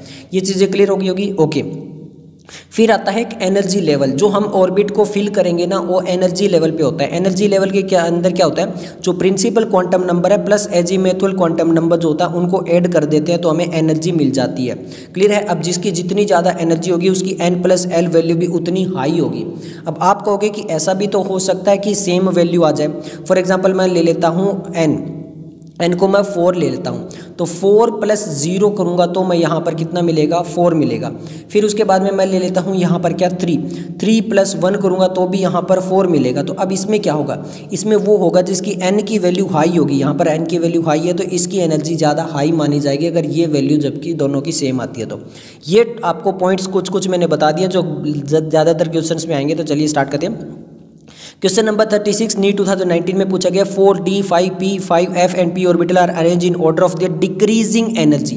द करेक्ट ऑप्शन इज, यहाँ पर देखो सबसे पहले हमें ये जो 4 5 5 6 लिख रखा है ये n लिख रखा है। क्या लिख रखा है, ये n लिख रखा है। मैंने अभी भी बताया था जो शेल होते हैं वो लिख रखे हैं। उसके बाद में ये जो डी पी एफ पी है इसके लिए हमें एल की वैल्यू चाहिए। तो एल की वैल्यू जो 0 होती है वो किसके लिए होती है, एस के लिए, 1 किसके लिए, पी के लिए, 2 किसके लिए, डी के लिए, 3 किसके लिए, एफ के लिए। ये किसकी होती है, एल की वैल्यू होती है। ये चीज़ क्लियर हो गया। ओके, तो सबसे पहले 4d लिखा हुआ है, 4 तो n की वैल्यू 4 हो गई। अब d के लिए हमारे पास जो l की वैल्यू कितनी होगी, 2 होगी। और हमें एनर्जी का फॉर्मूला अभी बताया था n+l करेंगे, तो वही कर देते हैं। सबसे पहले n+l करेंगे तो यहाँ पर इसमें जो वैल्यू निकल कर आएगी 4 प्लस जो d है हमारा 4 + 2, हमें कितनी वैल्यू निकल कर आएगी 6। क्लियर है। 5p देख लेते हैं, 5p में वैल्यू कितनी होती है 1। तो यहाँ पर 5p को जब हम ऐड करेंगे 5 + 1 तो ये भी हमें कितनी निकल कर आएगी 6। अब हम 5f देख लेते हैं, 5 तो हमारा हो गया वैल्यू, f कितना होता है 3 होता है। तो 5 + 3 ये कितना निकल कर आया हमारे पास में 8। तो सबसे हाईएस्ट एनर्जी अभी तक जो निकल के आ रही है वो 5f की निकल के आ रही है। फिर बात करते हैं 6p के बारे में। तो 6 हमारा हो चुका है और p की वैल्यू कितनी होती है, v की वैल्यू होती है 1। तो ये हमारे पास हो गया 7। तो इसका मतलब क्या है, जो 5f है उसमें n+l रिकॉर्डिंग के अंदर इसकी वैल्यू आई है 8, इसकी आई है 7, इसकी आई है 6 और इसकी भी आई है 6। तो मैंने बता दिया था कि अगर दोनों की सेम आ रही है तो जिसका n वैल्यू, इसका n हाई है तो इसकी एनर्जी हाई होगी। तो सबसे ज़्यादा हाईएस्ट जो एनर्जी होगी वो 5f की होगी। देन उसके बाद में जो वैल्यू होगी वो 6p की होगी। बिल्कुल सही चल रहा है अभी तक। फिर उसके बाद में देखिए दोनों की 6 आ रही है तो n की वैल्यू हाई जो है वो 5 में है और फिर 4 में है। तो हमारा जो करेक्ट आंसर बनेगा वो ऑप्शन बी बनेगा। अब यही फॉर्मूला आगे अगर कहीं लगेगा तो ये हम जल्दी कर लेंगे क्योंकि मैंने यहाँ पर आपको एक बार में बता दिया कि टॉपिक क्या है, ये कहना क्या चाहते हैं। क्लियर है। ओके, नेक्स्ट हम बात करते हैं orbital have 3 angular nodes and 3 total nodes is.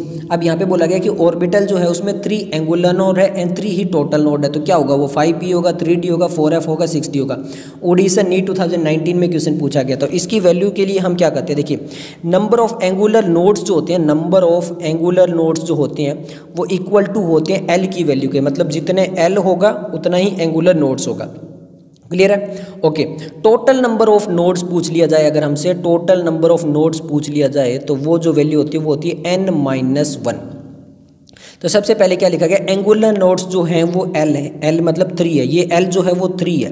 अब पहले लिख लेते हैं 0 1 2 3 S P D F। तो सबसे पहले हमें क्या होना चाहिए, f आएगा, ये तो हमें पता है। अब f से ही हमें पता चल जा रहा है कि यहाँ पे जो है वो 4 वाला आएगा, 4f। बट फिर भी देख लेते हैं n-1 जो है वो जो टोटल नोड है वो भी कितने दिए हैं 3। तो n-1 = 3 है तो n = कितना हो जाएगा, 3 + 1 = 4 हो जाएगा। तो हमारा आंसर आ जाएगा 4f। क्लियर हो गया। ओके, नेक्स्ट हम क्वेश्चन नंबर जो है वो 38 देख लेते हैं। Which one is a wrong statement, कौन सी एक रॉन्ग स्टेटमेंट है। Total orbital angular momentum of electron in s orbital is equal to 0। तो एंगुलर मोमेंटम ने मैंने बताया था कि एंगुलर मोमेंटम क्या होता है, l के अंदर। तो s ऑर्बिटल में जो l की वैल्यू होती है वो 0 होती है, तो 0 हो गया।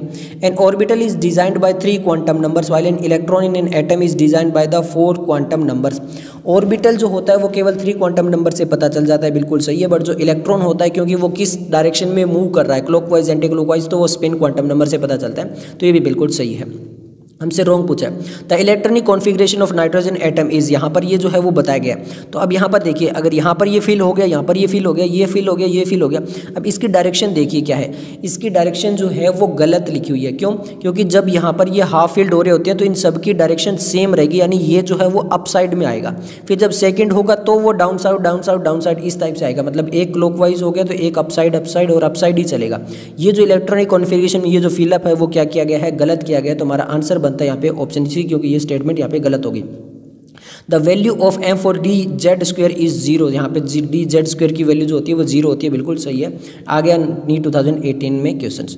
अब हम बात करते हैं नेक्स्ट क्वेश्चन नंबर जो है वो 39 की बात कर लेते हैं। क्वेश्चन नंबर 39 में बोला गया विच वन इज रॉन्ग स्टेटमेंट, वापस रॉन्ग स्टेटमेंट पूछी गई है, 2017 का क्वेश्चन है। The uncertainty principal is delta E into delta T greater than H upon में 4 पाई। यहाँ पर जो ई की वैल्यू है वो एक्स और पी, यहाँ पर ये चीज़ें जो है उनमें थोड़े से साइन जो है वो चेंज किए गए। Half filled and fully filled orbitals have greater stability due to the greater exchange energy, greater symmetry and more balanced energy. हाँ जी, हाफ फिल्ड और फुल फिल्ड जो होते हैं उसके पास में ज़्यादा स्टेबिलिटी होती है, बिल्कुल करेक्ट है। सी है the energy of 2s orbital is less than the energy of 2b orbital in case of hydrogen like atom. अब ध्यान से समझिए, यहाँ पर ये कह रहे हैं कि 2s ऑर्बिटल एंड में जो एनर्जी है वो लेस होती है 2p ऑर्बिटल से। तो अब आप यहाँ पे n+l रूल लगा दोगे। यहाँ पे n कितना है 2 है, s कितना है 0 है, तो यहाँ पर ये 2 निकल कर आएगा। यहाँ पर n कितना है, n है यहाँ पर 2 है, और यहाँ पर l लगाओगे वो 1 आ जाएगा, और 3 आप कहोगे बिल्कुल सही है, बट आपने पूरा क्वेश्चन की स्टेटमेंट नहीं पढ़ी। In case of hydrogen like atom, अब हाइड्रोजन में क्या p होता है, जी नहीं, जो हाइड्रोजन वाला उसमें p होता है, जी नहीं, तो यहाँ पे जो है वो 2s होता है, तो उसमें होता ही नहीं है, तो एनर्जी इक्वल होती है, ग्रेटर होती ही नहीं है। तो ये स्टेटमेंट जो है वो क्या लिखा हुआ है, गलत लिखा हुआ है। तो ये हाइड्रोजन लाइक एटम ये काफ़ी इंपॉर्टेंट हो जाता है। De Broglie when this lambda is equal to HMV, ये हमने बता दिया था, where m is the mass of particle, v group of the particle. ये चीज़ क्लियर है। ओके, नेक्स्ट हम क्वेश्चन नंबर जो वो 40 देख लेते हैं।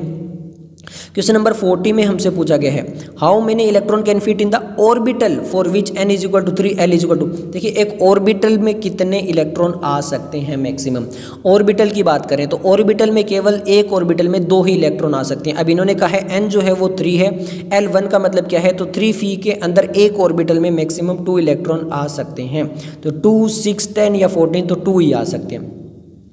Which of the following pair of d orbital will have electron density along the axis। अब ये काफ़ी इंपॉर्टेंट है। इन्होंने पूछा है कि किसके अंदर जो इलेक्ट्रॉन डेंसिटी है वो along the axis रहेगी। तो किस किस के अंदर रहती है, dx² माइनस x² और dz² के अंदर जो होती है वो along the axis रहती है। जबकि हमारे पास में जो dxy है, dxz है और dyz है, इनमें इन बिटवीन द एक्सिस रहती है। इनमें कहाँ पे रहती है, इन बिटवीन द एक्सिस, और यहाँ पर जो होती है वो along द एक्सिस होती है। तो ये जो है वो along द एक्सिस होती है। बाकी यहाँ पर इसमें along द एक्सिस होती है, इसमें इन बिटवीन होती है, इन दोनों में इन बिटवीन होती है। इसमें along द एक्सिस होती है और इसमें इन बिटवीन होती है। तो दोनों जहाँ पर जो है वो along द एक्सिस है वो ऑप्शन सी आ जाएगा। क्लियर है। नेक्स्ट हम क्वेश्चन नंबर जो है वो 42 देख लेते हैं। 2 electron occupying the same orbital are distinguished by, मतलब 2 इलेक्ट्रॉन है और इलेक्ट्रॉन दोनों के दोनों जो होते हैं वो एक ही ऑर्बिटल में आ गए। तो अब उनको अगर हमें डिफरेंस करना तो कैसे करेंगे, एजीमुथल से, स्पिन से, प्रिंसिपल से, मैग्नेटिक से। तो मैंने बताया था कि स्पिन क्वांटम नंबर, एक ही ऑर्बिटल में अगर 2 इलेक्ट्रॉन आ गए हैं तो एक क्लॉकवाइज रहेगा और एक एंटी क्लॉकवाइज, वो स्पिन से पता चलेगा। तो आंसर आ जाएगा ऑप्शन बी। क्लियर है। नेक्स्ट हम क्वेश्चन नंबर जो है वो 43 देख लेते हैं। क्वेश्चन नंबर 43 में बोला गया what is the correct order of increasing energy and listed orbital in the atom of the titanium. अब सिंपल हमें क्या करना है, increasing energy, order of increasing energy of the listed बताना है। वापिस वही लगा लीजिए, n+l रूल, n+l रूल लगा लेते हैं। यहाँ पे 4s है तो 4 + 0 कितना हो जाएगा, 4 हो जाएगा। फिर 3s है तो 3 + 0 कितना हो जाएगा, 3 हो जाएगा। फिर 3p है तो 3 + 1 कितना हो जाएगा हमारे पास में, वापिस से 4 हो जाएगा। 3d है तो 3 + 2 कितना हो जाएगा हमारे पास में, 5 हो जाएगा।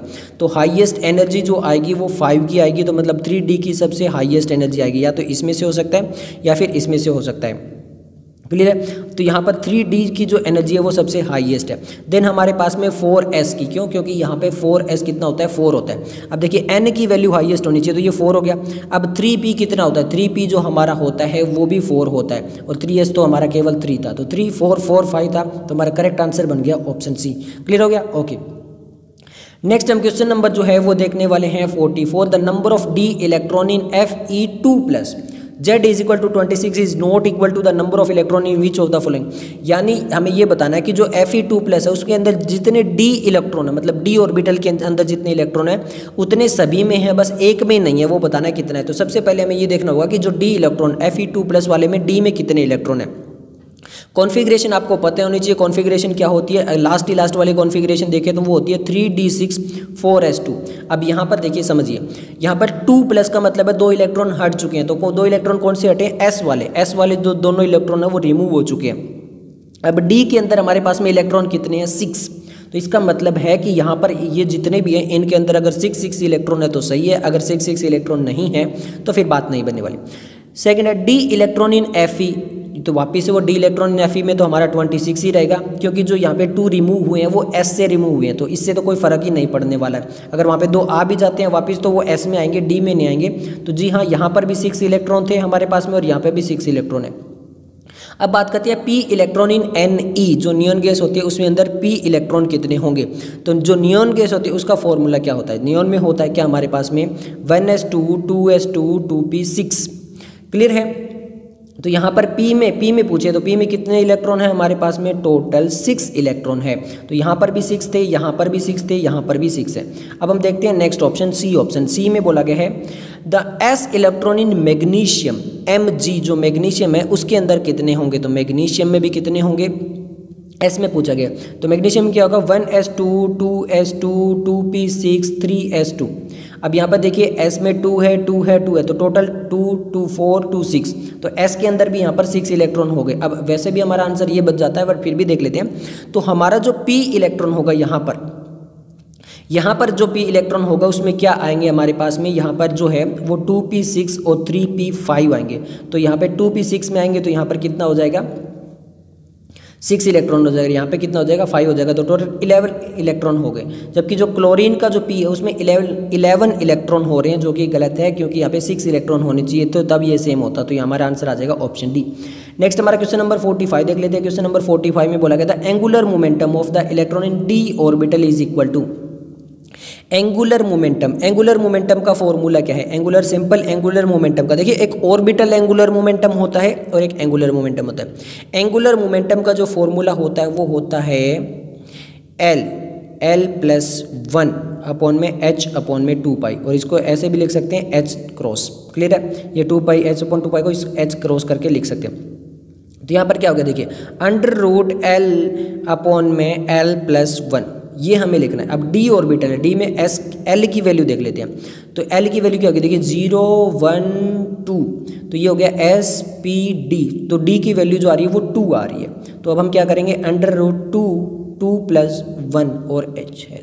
क्लियर है। तो 2 + 1 कितने हो गए 3, 3 × 2 कितने हो गए 6, √6h। तो इस टाइप से हमारे पास में √6h वाला आंसर आ जाएगा ऑप्शन सी। क्लियर है। नेक्स्ट हम क्वेश्चन नंबर जो 46 देख लेते हैं। 46 में वापस पूछा गया what is the maximum number of orbital that can be identify with the following quantum number. अब ऑर्बिटल जो है वो n = 3 l = 1 बोल दिया गया है, और m जो है वो ml0 बोल दिया गया है। इसका मतलब हमें फिक्स एक ऑर्बिटल ही बता दिया गया है। जो मैग्नेटिक क्वांटम नंबर होता है उसमें ऑर्बिटल्स होते हैं। तो यहाँ पर हमें m की वैल्यू ही दे दी है 0, यानी केवल सिंगल ऑर्बिटल होगा। 1 2 3 4 तो 1 होगा। क्यों, क्योंकि m की वैल्यू स्पेसिफिक दे दी है हमें, तो वहाँ पे एक m की वैल्यू एक ऑर्बिटल को रिप्रेजेंट करती है। क्लियर है। ओके, नेक्स्ट हम क्वेश्चन नंबर जो है वो देख लेते हैं, कौन सा 47। क्वेश्चन नंबर 47 में हमसे पूछा गया what is the maximum number of electron, यानी मैक्सिमम नंबर ऑफ इलेक्ट्रॉन बताने हैं that can be associated with the following set of quantum number n = 3 l = 1 m = -1। वापिस से हमें क्या बता दिया, एक स्पेसिफिक ऑर्बिटल बता दिया है। तो 4 2 10 या 6, तो एक ऑर्बिटल ही अगर हमें बता दिया तो स्पेसिफिक ऑर्बिटल में एक कितने इलेक्ट्रॉन हो सकते हैं, मैक्सिमम 2 हो सकते हैं। तो आंसर आ जाएगा ऑप्शन बी। नेक्स्ट हमारे पास में क्वेश्चन नंबर जो 48 है the outer electronic configuration of ज़ीडियम एटॉमिक नंबर 64 दिया, हमें आउटर इलेक्ट्रॉनिक कॉन्फ़िगरेशन बतानी है। तो आउटर इलेक्ट्रॉनिक कॉन्फ़िगरेशन क्या होती है, ज़ीनॉन, फिर होती है हमारी 4f7 5d1 और 6s2। ये होती है। तो यहाँ पर ये तो एक्स वाला तो है नहीं।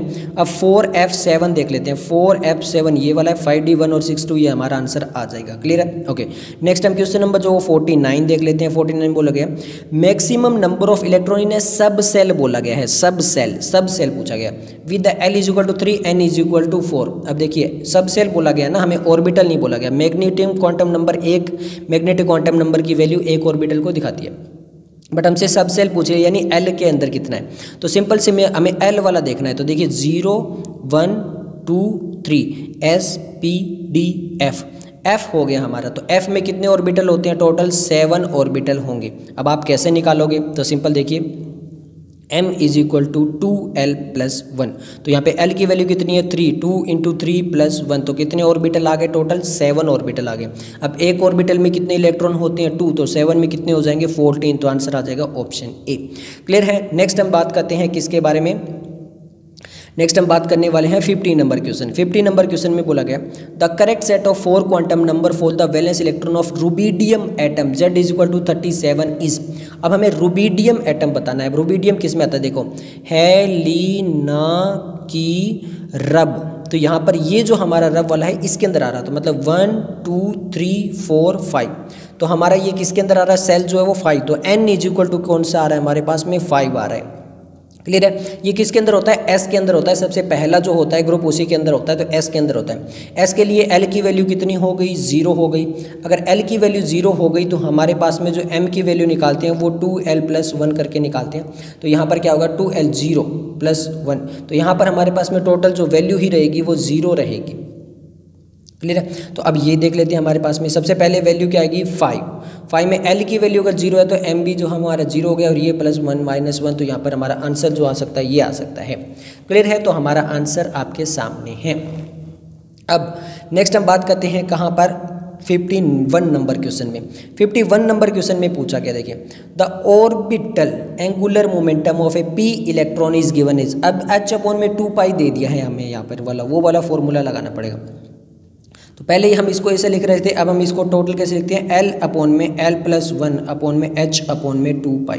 अब हमें p इलेक्ट्रॉन के लिए निकालना है, तो l की वैल्यू निकाल लीजिए। l की वैल्यू क्या होगी? देखिए 0, फिर वहाँ पे 1, फिर 2। तो ये हो गया s, ये हो गया p। तो l की वैल्यू हमारे पास जो निकल कर आ रही है वो आ रही है 1। कितनी निकल कर आ रही है? 1।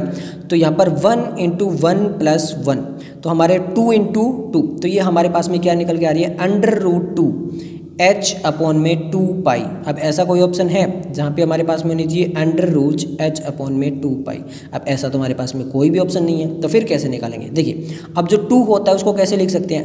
√2 × √2π /√2h, इस टाइप से लिख सकते हैं। तो इसको इससे कैंसिल कर देंगे तो h/√2π। ऐसा कोई ऑप्शन है? ये रहा हमारे पास में। तो ऑप्शन आ जाएगा option A. Okay, question number 52 है हमारा the total number of atomic orbital in 4th energy level of an atom is. यानी हमसे पूछा कि total number of atomic orbital जो होंगे वो 4th एनर्जी लेवल में कितने होंगे किसी एटम में। तो देखिए यहाँ पर इसका जो फॉर्मूला होता है वो सिंपल क्या होता है? n² होता है। अब हमसे जो n की वैल्यू दी है वो कौन सी दी है? 4 दी है, मतलब 4 दी है। तो 4 का स्क्वायर कितना हो जाएगा? टोटल 16, 8 16 32 या फिर 4। तो हमारा आंसर आ जाएगा 16। क्लियर है? ओके, अब नेक्स्ट हम क्वेश्चन नंबर जो वो 53 देख लेते हैं। क्वेश्चन नंबर 53 में बोला गया इफ़ n = 6। यहाँ पे जो n दिया गया वो 6 है। The correct sequence for filling of electron will be. हमें बताना है कि करेक्ट सीक्वेंस क्या होगा। अब इंक्रीजिंग ऑर्डर के अंदर जो होता है एनर्जी में वो इलेक्ट्रॉन फिल होते हैं। एक दिया है ns, मतलब ns का मतलब क्या हो गया? 6s दिया है। एक n-2f दिया है। n-2 कितना हो गया? 4f हो गया। n-1 यानी 6 - 1 कितना हो गया? 5d हो गया। और एक हमारे पास में np हो गया यानी 6p हो गया।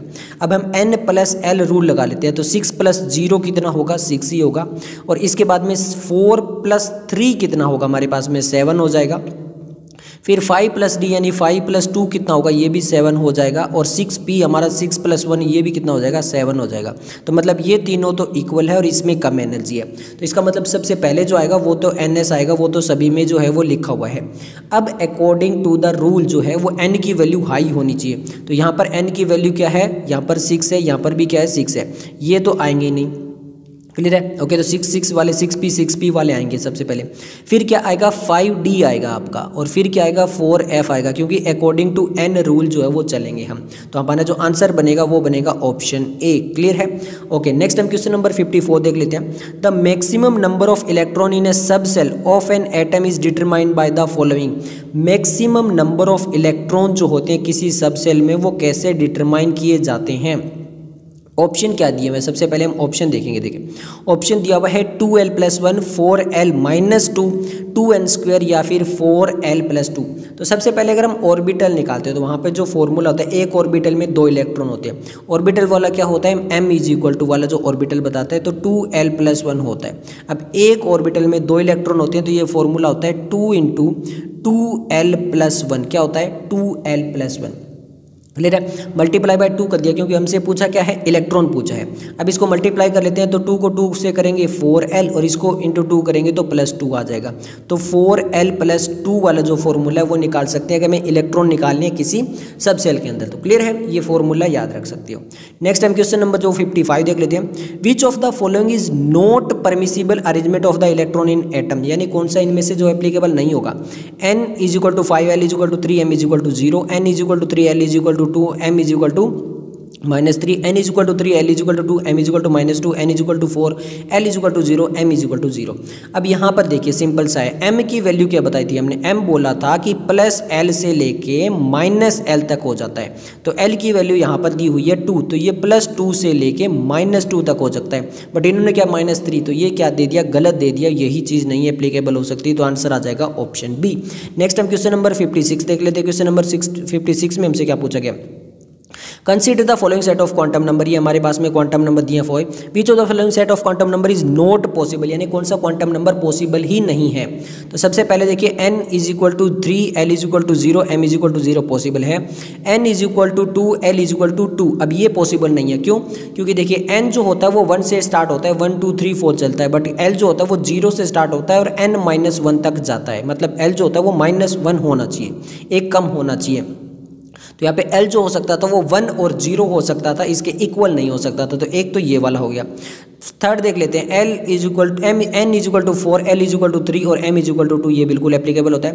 वापिस यहाँ पे दिया n = 1, l = 0, फिर m = -1 दे दिया। अभी देखिए जो m वाला हमने बताया था, m क्या हो सकता है, -l से लेके +l हो सकता है। तो यहाँ पे l जो है वो 0 है, तो 0 to 0 तो ये 0 ही हो सकता है, -1 तो हो ही नहीं सकता, तो ये भी नहीं हो सकता। मतलब सेकेंड वाला भी नहीं पॉसिबल हो सकता, फोर्थ वाला भी नहीं हो सकता। फिफ्थ वाले में भी सेम यही है, l = 2 दे दिया, फिर ये 3 दे दिया। नहीं भैया, ये -l to प्लस हो सकता है, ये तो 2 से +2 तक जा सकता था, +3 तक नहीं, तो ये भी एप्लीकेबल नहीं है। तो सेकंड, फोर्थ और फिफ्थ, तो इसमें ऑप्शन देख लेते हैं। हमारे पास में फर्स्ट पॉसिबल है, ये नहीं आएगा। सेकंड, फोर्थ और फिफ्थ, तो आंसर आ जाएगा ऑप्शन बी।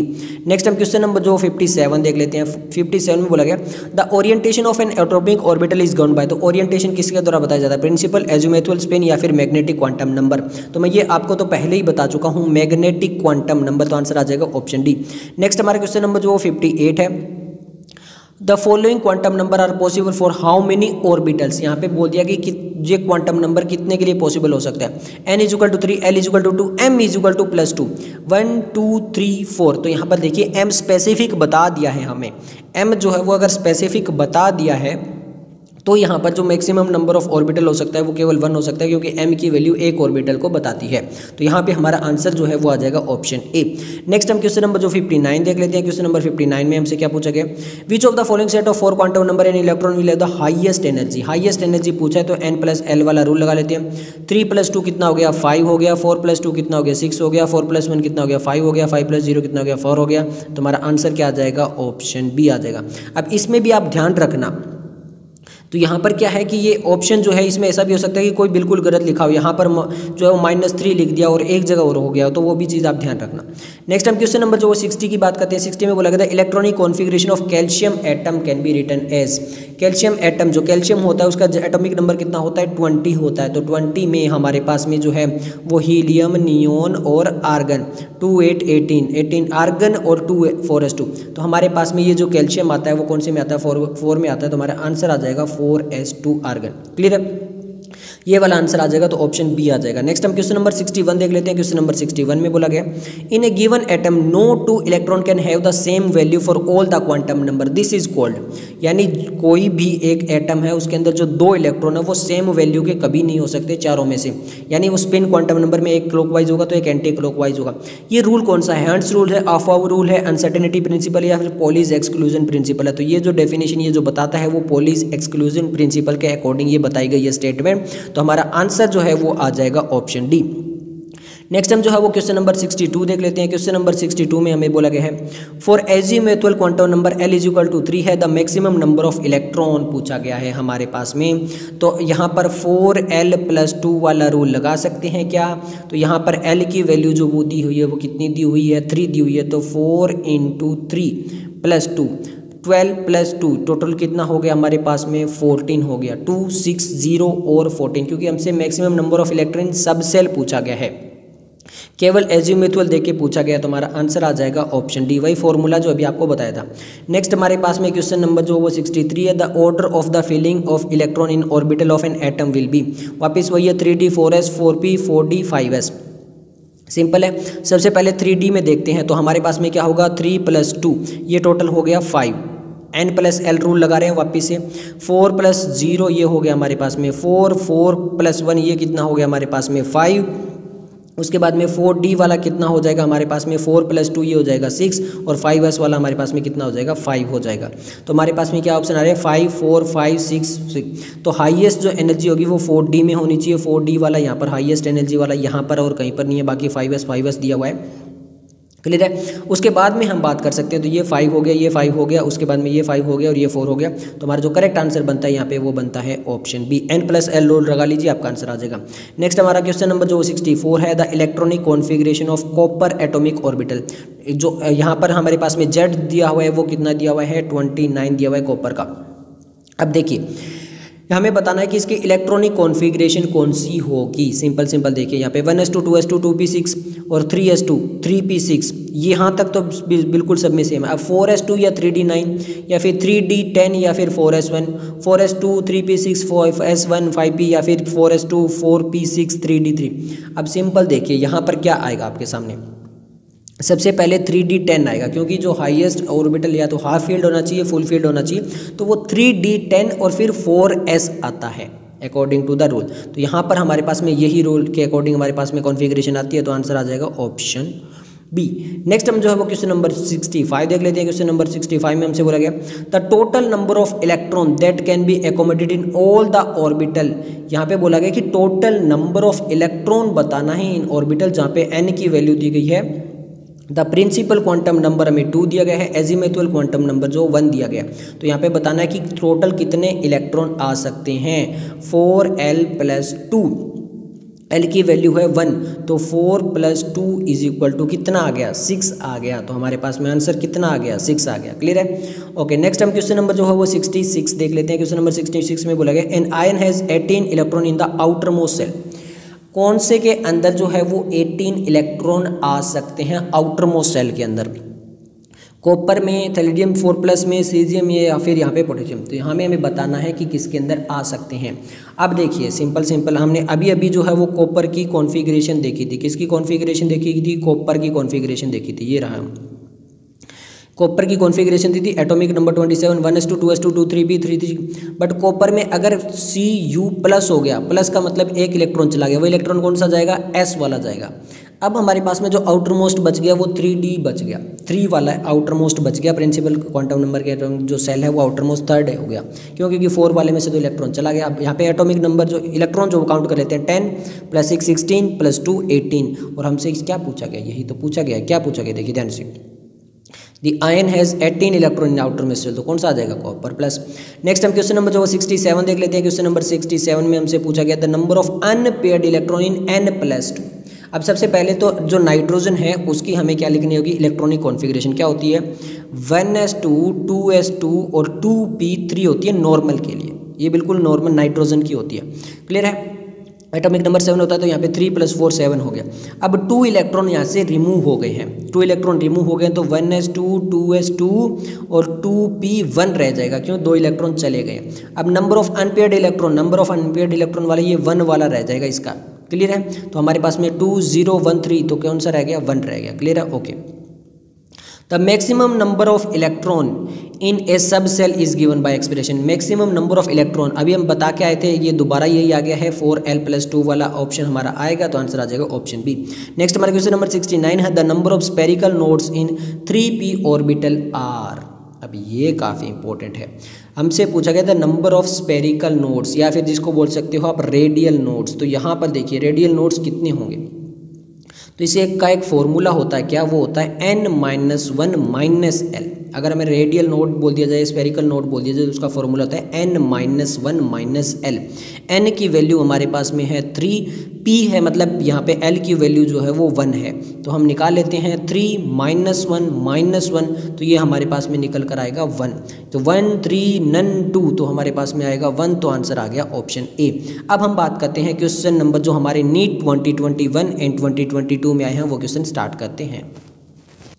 ओके, तो ये हमारा जो क्वेश्चन है, ये हमारा क्वेश्चन है नीट 2021 से। क्वेश्चन पूछा गया इस चैप्टर में, a particular station of all India radio new Delhi broadcast on A frequency, यानी यहाँ पर जो ऑल इंडिया रेडियो है वो एक फ्रीक्वेंसी निकाल रहा है, कौन सी 1368 किलोहर्ट्ज।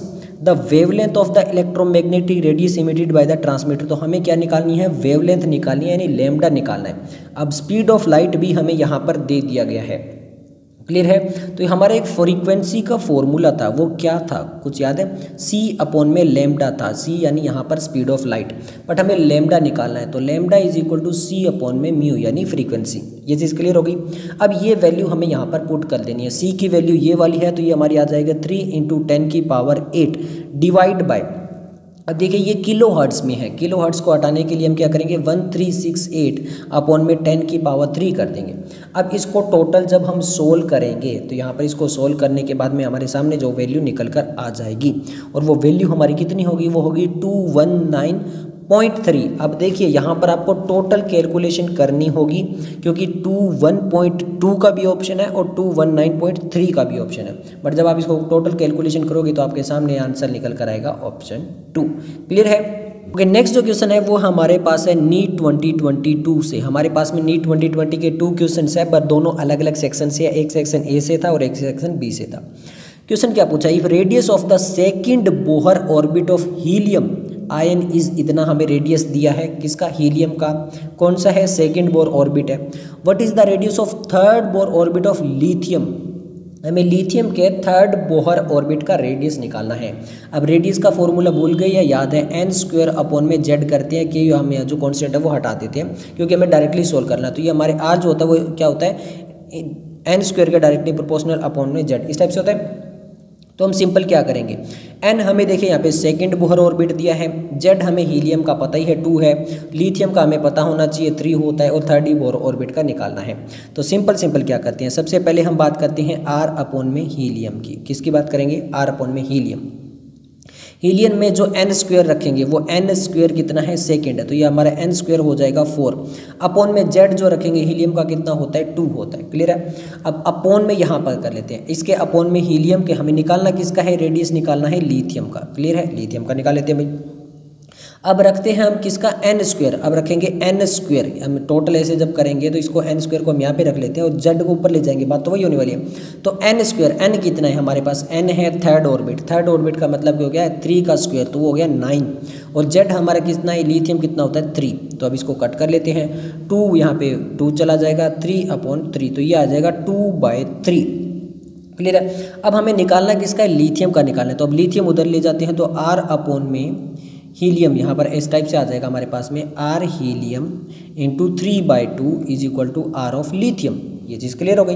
ओके, अब जब हम यहाँ पे जो ये दिया हुआ है इसको यहाँ पे लिख लेते हैं 105.8। अब इसको यहाँ पे कैलकुलेशन कर लेते हैं। जब कैलकुलेशन करेंगे तो हमारा आंसर देखिए सेम दिया हुआ है 158.7 158.7। ये बाकी तो यहाँ पर जो है 115 और यहाँ पे 1.5 है। अब देखिए ये आंगस्ट्रॉम में है और ये पिकोमीटर में है। यहीं पे एग्जामिनर गलती करवाता है, क्यों, क्योंकि आपका जल्दी से आंसर आ जाता है 158 आप सोचते हो या जल्दी से लगा देते हो। पूरा ऑप्शन देखा करो, वैल्यू लास्ट का एक पॉइंट भी आपका बहुत गलती करवा सकता है। तो यहाँ पे आंगस्ट्रॉम है, पिकोमीटर, हमारा पिकोमीटर में दिया तो पिकोमीटर में ही आएगा, तो आंसर आ जाएगा ऑप्शन 2। नेक्स्ट जो हमारा क्वेश्चन नंबर 2022 का है, क्वेश्चन नंबर स्टेटमेंट पे पूछा गया identify the incorrect statement from the following. तो हमें इनकरेक्ट स्टेटमेंट बतानी है। फर्स्ट स्टेटमेंट है the shape of D x Y D Y Z and D Z X orbital are similar to each other, यानी ये बोला गया कि इनकी जो शेप है वो सिमिलर है। And D X square Y minus Y square and D Z square are similar to each other, यानी यहाँ पे बोला गया इनकी भी बिल्कुल सिमिलर है, मतलब इन तीनों की सेम है और फिर इन दोनों की सेम है, ये बोला गया है। सेकंड बोला गया all the 5D orbital are different in size when compare to the respective of 4D orbital. Third बोला गया ऑल द 4D ऑर्बिटल है shape similar to that of respective of 3D orbital और in an atom all the 3D orbital are equal in energy in the free state. जी हाँ, तो यहाँ पर जितने भी एटम है, जितने भी 5 ऑर्बिटल्स के अंदर जो है वो एनर्जी तो उनमें इक्वल रहेगी, ये वाली तो बिल्कुल करेक्ट है। हम नीचे से ऊपर की तरफ चलते हैं। ऑल द 4D ऑर्बिटल है shape similar to that of the 3D। अब ये बिल्कुल सही है, क्यों? क्योंकि जो शेप होती है वो डिपेंड करती है एजीमुथल क्वांटम नंबर पे। तो यहाँ पे भी D है, यहाँ पे भी D, इसका मतलब एजीमुथल क्वांटम नंबर सेम है, तो इनका शेप भी सेम होगा। All the 5D orbital are different in size, different in size बोला गया when compare to the respective of the 4D। यहाँ पर बोला गया इनका साइज जो है वो डिफरेंट होगा, बिल्कुल सही है।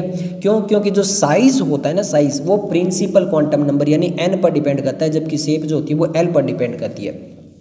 तो इस टाइप से हमारा ये भी जो है वो भी बिल्कुल सही लिखा गया है। अब यहाँ पर देखिए the shape of D x y, ये तो बिल्कुल सिमिलर होती है, बट इनकी जो दोनों की शेप होती है वो अलग अलग होती है, सिमिलर नहीं होती है। तो हमारा इनकरेक्ट पूछा था, वो आंसर आएगा ऑप्शन ए। तो ये सब कुछ था इस वीडियो के लिए। मिलते हैं जल्दी नेक्स्ट वीडियो के साथ, तब तक के लिए धन्यवाद।